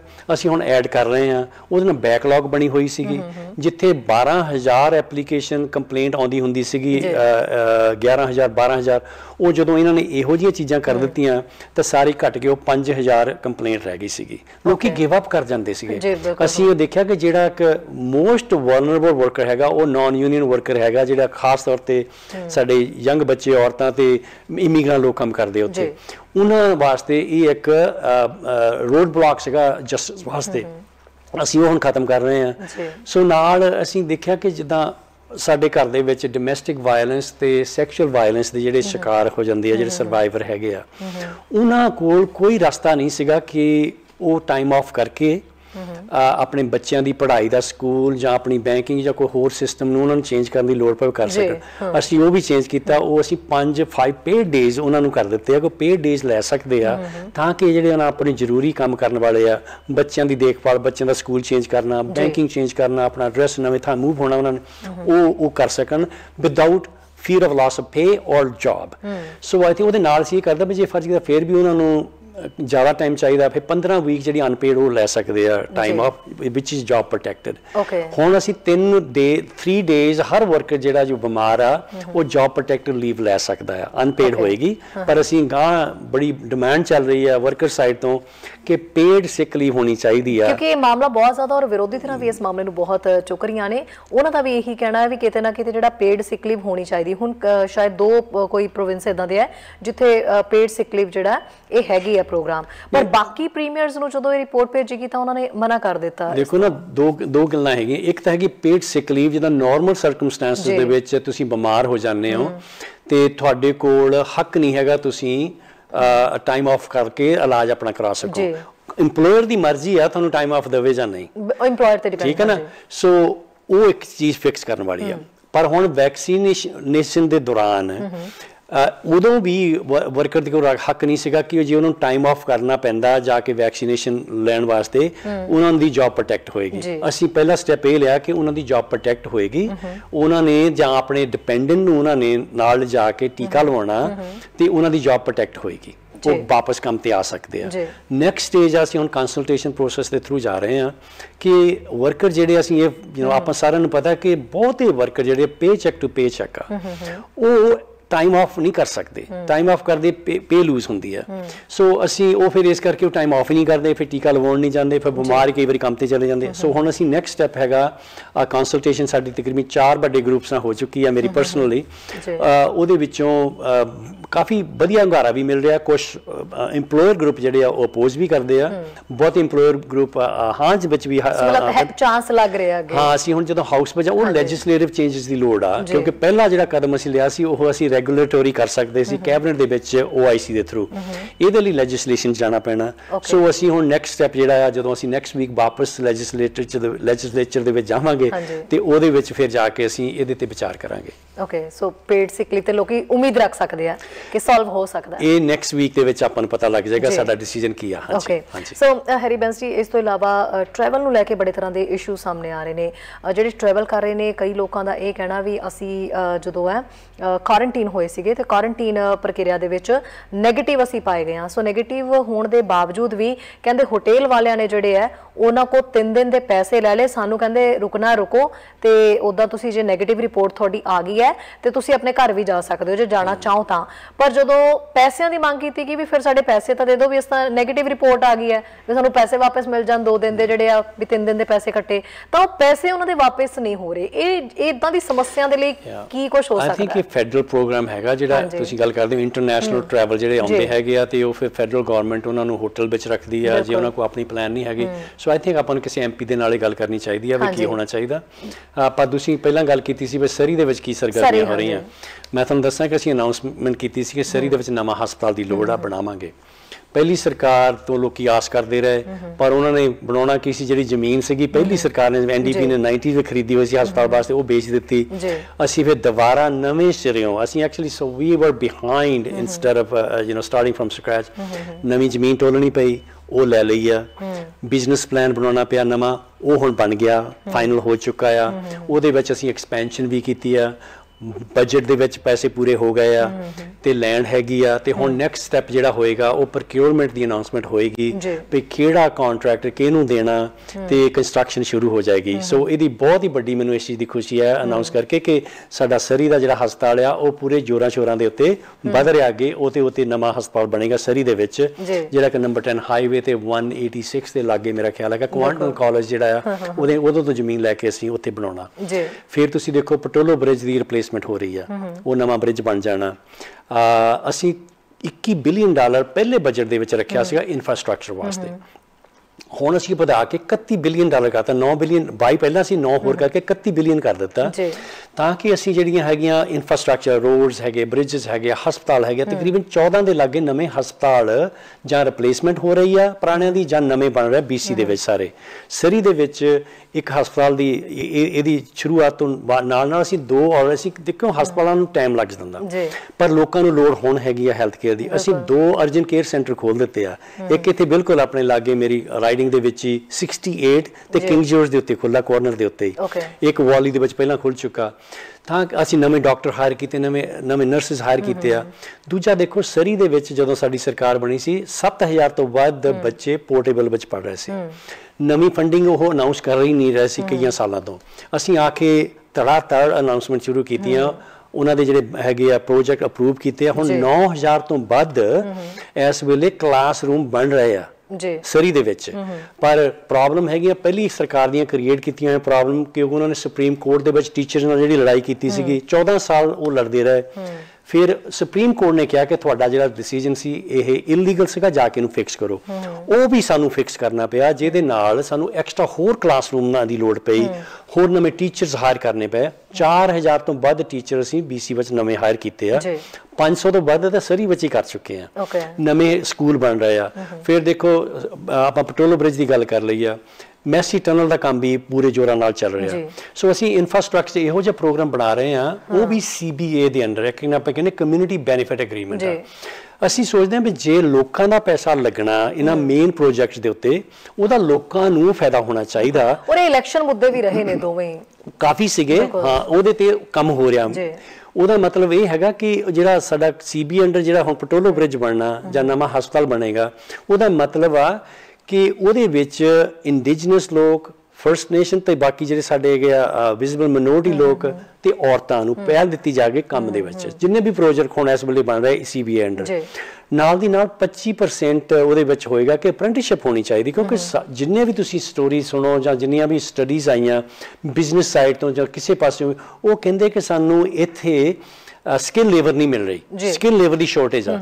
ਜਦੋਂ ਅਸੀਂ 25% ਅਪ੍ਰੈਂਟਿਸਸ਼ਿਪ ਲਾ ਦਿੱਤੀ ਨਾਲ, ਤੇ ਉਹਦੇ ਨਾਲ ਨਾ ਕਿ ਅੱਜ ਦਾ ਜਿਹੜਾ ਸਾਡੀ ਘਾਟ ਹੈਗੀ ਆ ਸਕਿੱਲ ਦੀ ਉਹ ਪੂਰੀ ਹੋਣੀ ਆ, ਆਉਣ ਵਾਲੀ ਜਿਹੜਾ ਫਿਊਚਰ ਹੈ ਉਹਦੇ ਵਿੱਚ ਵੀ ਅਸੀਂ ਸਕਿੱਲ ਪੂਲ ਜਿਹੜਾ ਹੈਗਾ ਨਵਾਂ ਬਣਾ ਲਾਂਗੇ, ਖਾਸ ਤੌਰ ਤੇ ਔਰਤਾਂ ਦੇ ਵਿੱਚ, ਤਾਂ ਕਿ ਉਹ ਇਸ ਫੀਲਡ ਵਿੱਚ ਆ ਸਕਣ ਜਿਹਦੇ ਵਿੱਚ ਪਹਿਲਾਂ ਤਕਰੀਬਨ ਬਾਹਰ ਹੀ ਰਹੇ ਆ ਨਾ।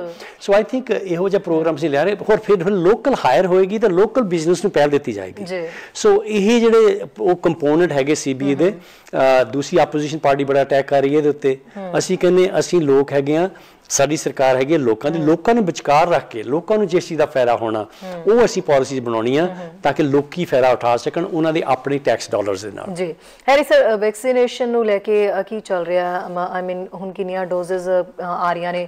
ਅਮਰੀਕਾ ਤੋਂ ਵੀ ਆਉਣ ਦੀ ਗੱਲ ਕਹੀ ਜਾ ਰਹੀ ਸੀ ਕਿ ਭਾਰਤ ਨਾਲ ਸ਼ਾਇਦ ਇੱਕ ਖੇਪ ਉੱਥੋਂ ਪਹੁੰਚੀ ਹੈ, ਉਸ ਤੋਂ ਬਾਅਦ ਸ਼ਾਇਦ ਹਜੇ ਵੈਕਸੀਨ ਜਿਹੜੀ ਆਣੀ ਸੀਗੀ ਉਹ ਭਾਰਤ ਤੋਂ ਆਈ ਨਹੀਂ ਹੈ। ਔਰ ਸਪੈਸ਼ਲੀ ਐਸਟਰਾਜੈਨੇਕਾ ਨੂੰ ਲੈ ਕੇ ਅਸੀਂ ਸੁਣਿਆ ਵੀ ਕਲੌਟਸ ਦੀ ਪ੍ਰੋਬਲਮ, ਜਦੋਂ ਬਲੱਡ ਕਲੌਟਸ ਦੀ ਪ੍ਰੋਬਲਮ ਆਈ ਤਾਂ ਉਹਦੇ ਤੇ ਤਾਂ ਸਰਕਾਰ ਨੇ ਨਜ਼ਰ ਰੱਖੀ ਹੋਈ ਹੈ।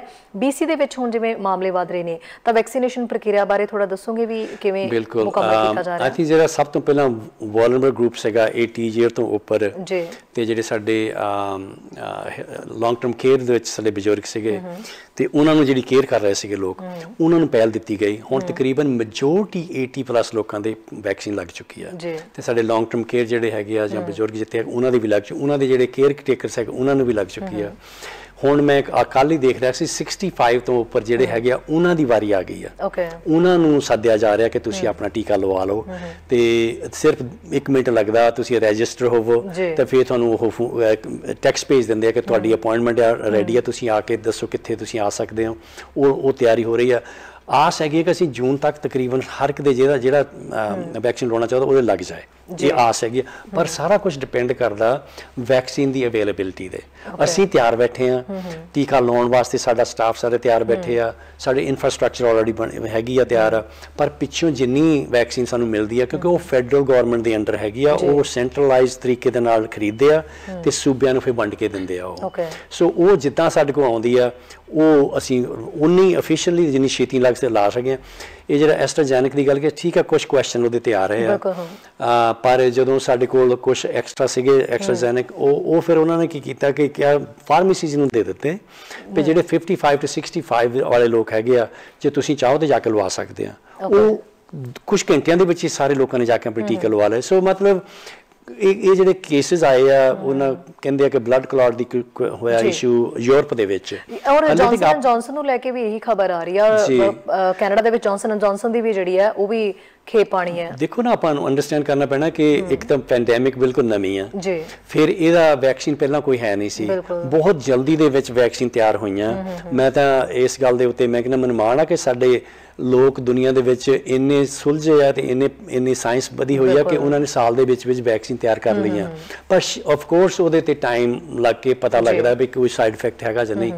ਪਰ ਮੈਜੋਰਟੀ ਜਿੱਦਾਂ ਅੱਜ ਤੇ ਉਹ ਕਹਿੰਦੇ ਆ ਵੀ ਜਿਹਦੇ ਵੈਕਸੀਨ ਲੱਗ ਗਿਆ ਨਾ ਉਹਦੇ ਨਾਲ ਮੌਤ ਨਹੀਂ ਹੁੰਦੀ, ਤਾਂ ਨਾ ਉਹ ਹਸਪਤਾਲਾਂ ਵਿੱਚ ਸੀਰੀਅਸ ਕੇਸਿਸ ਵਿੱਚ ਇਦਾਂ ਦੇ ਉਹਨਾਂ ਪਾਏ ਗਏ ਆ। ਕੈਨੇਡਾ ਵਿੱਚ ਤਾਂ ਨਹੀਂ ਆਪਾਂ ਦੇਖੇ। ਸੋ ਆਈ ਥਿੰਕ ਵਾਚ ਕਰਨਾ ਚਾਹੀਦਾ, ਡਾਕਟਰ ਦੀ ਸਲਾਹ ਲੈਣੀ ਚਾਹੀਦੀ ਆ। ਪਰ I think overall vaccine programme ਬੜਾ ਜ਼ੋਰਾਂ ਨਾਲ ਚੱਲ ਰਿਹਾ। ਆਸ ਹੈ ਕਿ ਜਿੰਨੀ ਛੇਤੀ ਵੈਕਸੀਨ ਲੱਗ ਗਈ ਉਨੀ ਛੇਤੀ ਅਸੀਂ ਮੁੜ ਕੇ ਬੈਕ ਟੂ ਨੋਰਮਲ ਹੋ ਜਾਵਾਂਗੇ, ਸਾਡੀ ਸਿਹਤ ਚੰਗੀ ਹੋਏਗੀ ਤੇ ਨਾਲ ਸਾਡੀ ਇਕਨੋਮੀ ਮੁੜ ਕੇ ਦੁਬਾਰਾ ਫਿਰ ਚੱਲ ਸਕਦੀ ਹੈ। ਜੀ, ਬੈਕ ਟੂ ਨਾਰਮਲ ਹੋਣ ਦੇ ਲਈ ਜਿਹੜੀ NDP BC NDP ਹੈ, ਯਾਨੀ ਕਿ BC ਸਰਕਾਰ ਹੈ, ਉਹਨਾਂ ਦੇ ਵੱਲੋਂ ਕੀ ਪਲਾਨ ਹੈਗਾ ਵੀ ਬੈਕ ਟੂ ਨਾਰਮਲ ਸਿਚੁਏਸ਼ਨ ਜਲਦੀ ਤੋਂ ਜਲਦੀ ਲਿਆਂਦੀ ਜਾ ਸਕੇ? ਤੁਸੀਂ ਥੋੜੀ ਦੇਰ ਪਹਿਲਾਂ ਜ਼ਿਕਰ ਕੀਤਾ ਹੈ ਵੀ ਲੋਕ ਨਿਯਮ ਜਿਹੜੇ ਨੇ, ਰੂਲਸ ਜਿਹੜੇ ਨੇ, ਉਹਨਾਂ ਨੂੰ ਕਿਤੇ ਨਾ ਕਿਤੇ ਫੋਲੋ ਨਹੀਂ ਢੰਗ ਨਾਲ ਕਰ ਰਹੇ, ਜਿਸ ਕਰਕੇ ਕੇਸ ਵਧ ਰਹੇ ਨੇ ਤੇ ਕੰਮਕਾਰ ਦੇ ਉੱਤੇ ਵੀ ਫਰਕ ਪੈਂਦਾ ਪਿਆ, ਕਾਰੋਬਾਰ ਬੰਦ ਹੋ ਰਹੇ ਨੇ। ਸੋ ਕੋਈ ਪਲਾਨ ਹੈਗਾ BC ਸਰਕਾਰ ਕੋਲ ਅਜਿਹਾ ਜਿਹਦੇ ਨਾਲ ਬੈਕ ਟੂ ਨਾਰਮਲ ਆਇਆ ਜਾ ਸਕੇ? ਜੀ ਬਿਲਕੁਲ। ਇੱਕ ਤਾਂ ਅਸੀਂ ਜਿਹੜਾ ਸਾਡਾ ਸਾਡਾ ਨਾ ਚਾਈਲਡ ਕੇਅਰ ਪ੍ਰੋਗਰਾਮ ਹੈਗਾ, ਅਸੀਂ ਕਰ ਰਹੇ ਹਾਂ ਕਿ ਨੈਸ਼ਨਲ ਜਿਹੜਾ ਯੂਨੀਵਰਸਲ ਚਾਈਲਡ ਕੇਅਰ ਸਿਸਟਮ ਜਿਹੜਾ ਹੈਗਾ ਉਹਦੇ ਤੇ ਤਕਰੀਬਨ $2 ਬਿਲੀਅਨ ਅਸੀਂ ਖਰਚ ਰਹੇ ਹਾਂ ਜੀ। ਉਹਦਾ ਮਤਲਬ ਕਿ ਜਿਹੜੀ ਯੰਗਰ ਜਨਰੇਸ਼ਨ ਆ ਦੋਨਾਂ ਨੂੰ ਹੁਣ ਅੱਜ ਕੱਲ੍ਹ ਕੰਮ ਕਰਨਾ ਪੈਂਦਾ। ਸੋ ਬੱਚੇ ਆ ਜਿਨ੍ਹਾਂ ਦੇ ਕੋਲ, ਉਹਨਾਂ ਕੋਲ ਸਾਡੀ ਕਮਿਊਨਿਟੀ ਵਿੱਚ ਤਾਂ ਬਹੁਤਿਆਂ ਵਾਸਤੇ ਇਸ ਚੀਜ਼ ਦਾ ਮੈਂ ਕਹੂੰਗਾ ਕਿ ਉਹਨਾਂ ਨੂੰ ਫਾਇਦਾ ਕਿ ਉਹਨਾਂ ਦੇ ਪੇਰੈਂਟਸ ਜਾਂ ਗ੍ਰੈਂਡ ਪੇਰੈਂਟਸ ਲਾਗੇ ਰਹਿੰਦੇ ਆ ਤਾਂ ਉਹ ਲੁੱਕ ਆਫਟਰ ਕਰ ਲੈਂਦੇ ਆ, ਪਰ ਮੈਜੋਰਟੀਆਂ ਦੇ ਕੋਲ ਨਹੀਂ ਹੈਗੇ। ਸੋ ਉੱਥੇ ਕੀ ਹੁੰਦਾ ਫਿਰ ਉਹ ਜਾਂ ਤਾਂ ਇੱਕ ਨੂੰ ਘਰ ਰਹਿਣਾ ਪੈਂਦਾ, ਜੇ ਉਹਨਾਂ ਨੂੰ ਚਾਈਲਡ ਕੇਅਰ ਮਿਲਦੀ ਆ ਮਹਿੰਗੀ ਬਹੁਤ ਆ, ਸੋ ਦੋਨੇ ਕੰਮ ਨਹੀਂ ਕਰ ਸਕਦੇ, ਸੋ ਪਿੱਛੇ ਦੇ ਪਿੱਛੇ ਰਹਿ ਜਾਂਦੇ ਆ ਔਰ ਉਹਨਾਂ ਕੋਲ ਜਿਹੜੀ ਸਕਿੱਲਸ ਆ, ਉਹਨਾਂ ਦੀ ਜਿਹੜੀ ਕੁਆਲੀਫਿਕੇਸ਼ਨ ਹੈਗੀ ਆ ਉਹ ਦੱਬੀ ਰਹਿ ਜਾਂਦੀ ਆ। ਸੋ ਅਸੀਂ ਕਿਹਾ ਵੀ ਜਿਹੜਾ ਚਾਈਲਡ ਕੇਅਰ ਹੈ ਇੱਕ ਯੂਨੀਵਰਸਲ ਬਣ ਜਾਏ, ਇਹ ਅਫੋਰਡੇਬਲ ਹੋਵੇ। 30,000 ਬੱਚੇ ਇਸ ਵੇਲੇ ਸਾਡੇ ਉਦੋਂ ਤੋਂ ਲੈ ਕੇ ਹੁਣ ਅੰਡਰ $10 ਪਰ ਡੇ ਦੇ ਉੱਤੇ ਉਹਨਾਂ ਦੀ ਕਾਸਟ ਹੈਗੀ ਆ। ਤਕਰੀਬਨ ਅਸੀਂ ਆਪਾਂ ਕਰ ਦਿੱਤਾ ਕਿ 20,000 ਅਸੀਂ ਨਵੀਆਂ ਸਪੇਸਿਸ ਕ੍ਰੀਏਟ ਕਰ ਦਿੱਤੀਆਂ ਆਲਰੇਡੀ, ਜਿਹੜੀਆਂ ਨਿਊ ਆ ਨਾ, ਤੇ ਨਾਲ ਦੀ ਨਾਲ ਅਸੀਂ ਚਾਈਲਡ ਕੇਅਰ ਜਿਹੜੇ ਪ੍ਰੋਵਾਈਡਰਸ ਹੈਗੇ ਆ ਉਹਨਾਂ ਨੂੰ ਨਵੀਂ ਟ੍ਰੇਨਿੰਗ ਦੇ ਰਹੇ ਆ, ਕਿਉਂਕਿ ਅਸੀਂ ਸਪੇਸਿਸ ਜੋ ਖੋਲ ਦੋ ਪਰ ਉਹਨਾਂ ਨੂੰ ਕੁਆਲੀਫਾਈਡ ਚਾਈਲਡ ਕੇਅਰ ਜਿਹੜੇ ਪ੍ਰੋਵਾਈਡਰ ਹੈਗੇ ਉਹ ਨਹੀਂ ਮਿਲਣਗੇ ਤਾਂ ਫਿਰ ਉਹ ਵੀ ਪ੍ਰੋਬਲਮ ਦਿੰਦੇ ਆ। ਸੋ ਕਿਉਂਕਿ ਇਹ ਗੱਲ ਇਗਨੋਰ ਹੋਈ ਰਹੀ ਸੀ ਪਿਛਲੇ ਡੈਕੇਡਸ ਤੋਂ, ਪਰ ਹੁਣ ਇਹ ਸ਼ੁਰੂ ਕਰ ਰਹੇ ਆ। ਫਿਰ ਹਾਊਸਿੰਗ ਦੇ ਉੱਤੇ 1,14,000 ਨਵੇਂ ਘਰ ਬਣਾਉਣ ਦੀ, ਅਸੀਂ ਅਫੋਰਡੇਬਲ ਹਾਊਸਿੰਗ ਬਣਾਉਣ ਦੀ ਗੱਲ ਕਰ ਰਹੇ ਹਾਂ, ਜਿਹਦੇ 'ਚ 26,000 ਆਲਰੇਡੀ ਬਣ ਚੁੱਕੇ ਆ, ਤਾਂ ਕਿ ਜਿਹੜੇ ਲੋਕ ਹੈਗੇ ਆ ਮਿਡਲ ਇਨਕਮ ਲੋ ਇਨਕਮ ਵਾਲੇ ਕੰਮ ਕਰਦੇ ਆ, ਉਹ ਜੇ ਤੁਸੀਂ ਕਹੋ ਵੀ ਕਹੋ ਕਿ ਜਿਹੜੀ ਸਾਡੇ ਹੈਗੀ ਆ ਰੈਂਟਲ ਨੋਰਮਲ ਰੈਂਟਲ ਦੇ ਵਿੱਚ ਜਾਣ, ਉਹ ਮਾਰਕੀਟ ਰੈਂਟਲ ਵਿੱਚ ਜਾਣ ਤੇ ਅਫੋਰਡ ਹੀ ਨਹੀਂ ਕਰ ਸਕਦੇ। ਕਿਉਂਕਿ ਐਗਜ਼ਾਮਪਲ ਤੁਹਾਨੂੰ ਦਿੰਦਾ ਕਿ ਜੇ ਫਰਜ਼ ਕੀਤਾ $1,500 ਇੱਕ ਬੇਸਮੈਂਟ ਸਵੀਟ ਦਾ 2 ਬੈਡਰੂਮ ਦਾ ਕਿਸੇ ਨੂੰ ਲੈਣਾ ਪੈਂਦਾ, ਤੇ ਜਿਹੜਾ ਸਾਡਾ BC ਹਾਊਸਿੰਗ ਵਿੱਚ ਜੋ ਕੁਆਲੀਫਾਈ ਕਰ ਲੈਂਦੇ ਆ ਉਹ ਇਨਕਮ ਮੁਤਾਬਕ ਹੈਗਾ, ਉੱਥੇ ਤਕਰੀਬਨ $500-600 ਵੀ ਉਹਨਾਂ ਨੂੰ ਮਿਲ ਜਾਣੀ ਉਹ ਚੀਜ਼। ਸੋ ਉਹਨਾਂ ਦਾ ਤਕਰੀਬਨ $800-900 ਜਾਂ $1,000 ਬਚ ਜਾਂਦਾ। ਸੋ ਉਹ ਪੈਸੇ ਹੋਰ ਕਿਤੇ ਇਨਵੈਸਟ ਕਰ ਸਕਦੇ ਆ। ਸੋ ਬੱਚਿਆਂ ਦੀ ਪੜ੍ਹਾਈ ਤੇ ਤਾਂ ਬਾਕੀ ਚੰਗੇ ਫੂਡ ਤੇ ਤਾਂ। ਸੋ ਆਈ ਥਿੰਕ ਇਹ ਬਹੁਤ ਜ਼ਰੂਰੀ ਹੈਗਾ ਕਿ ਹਾਊਸਿੰਗ ਸਾਡੀ ਅਫੋਰਡੇਬਲ ਹੋਵੇ, ਇਨਫ ਜਿਹੜੇ ਸਾਡੇ ਕੋਲ ਰੈਂਟਲ ਯੂਨਿਟਸ ਹੋਣ। ਵਾਕਈ ਕਿਉਂਕਿ ਜਿਹੜਾ ਘਰਾਂ ਦੀ ਕੀਮਤਾਂ ਦਾ ਮੁੱਦਾ ਹੈ ਇਹ ਵੀ ਬਹੁਤ ਜ਼ਿਆਦਾ ਇਹਨਾਂ ਦਿਨਾਂ ਦੇ ਵਿੱਚ ਹਾਈਲਾਈਟ ਹੋ ਰੱਖਿਆ। BC ਦੇ ਵਿੱਚ ਘਰਾਂ ਦੀਆਂ ਕੀਮਤਾਂ ਬਹੁਤ ਜ਼ਿਆਦਾ ਅਪ ਜਾ ਰਹੀਆਂ ਨੇ। ਸੋ ਹਾਊਸਿੰਗ ਮਾਰਕੀਟ ਇੱਕ ਆਪਣੇ ਆਪ ਦੇ ਵਿੱਚ ਇੱਕ ਵੱਡਾ ਚੈਲੰਜ ਬਣੀ ਹੋਈ ਹੈ। ਬਿਲਕੁਲ, ਆਈ ਥਿੰਕ ਉਹਦੇ ਬਹੁਤ ਕਾਰਨ ਹੈਗੇ ਆ। ਇੰਟਰਸਟ ਰੇਟ ਬਹੁਤ ਲੋ ਹੈਗਾ ਤੇ ਆਈ ਥਿੰਕ ਫਿਰ ਵੀ ਇਕੋਨਮੀ ਚੱਲੀ ਜਾ ਰਹੀ ਆ ਤੇ ਲੋਕੀ ਅਪਗ੍ਰੇਡ ਕਰ ਰਹੇ ਆ, ਪੁਰਾਣਾ ਘਰ ਵੇਚ ਕੇ ਨਵਾਂ ਲੈ ਰਹੇ ਆ। ਉਹਦੇ ਬੜਾ ਕੰਪਲੈਕਸ ਸਿਚੁਏਸ਼ਨ ਹੈਗੀ ਆ, ਪਰ ਅਸੀਂ ਕੋਸ਼ਿਸ਼ ਕਰਦੇ ਹਾਂ ਜਿੰਨੀ ਸਪਲਾਈ ਅਸੀਂ ਵਧਾ ਸਕੀਏ। 1,14,000 ਅਸੀਂ 10 ਸਾਲ 'ਚ ਬਣਾਉਣ ਦੀ ਗੱਲ ਕੀਤੀ ਸੀ, 26,000 ਆਲਰੇਡੀ ਬਣਾ ਚੁੱਕੇ ਹਾਂ।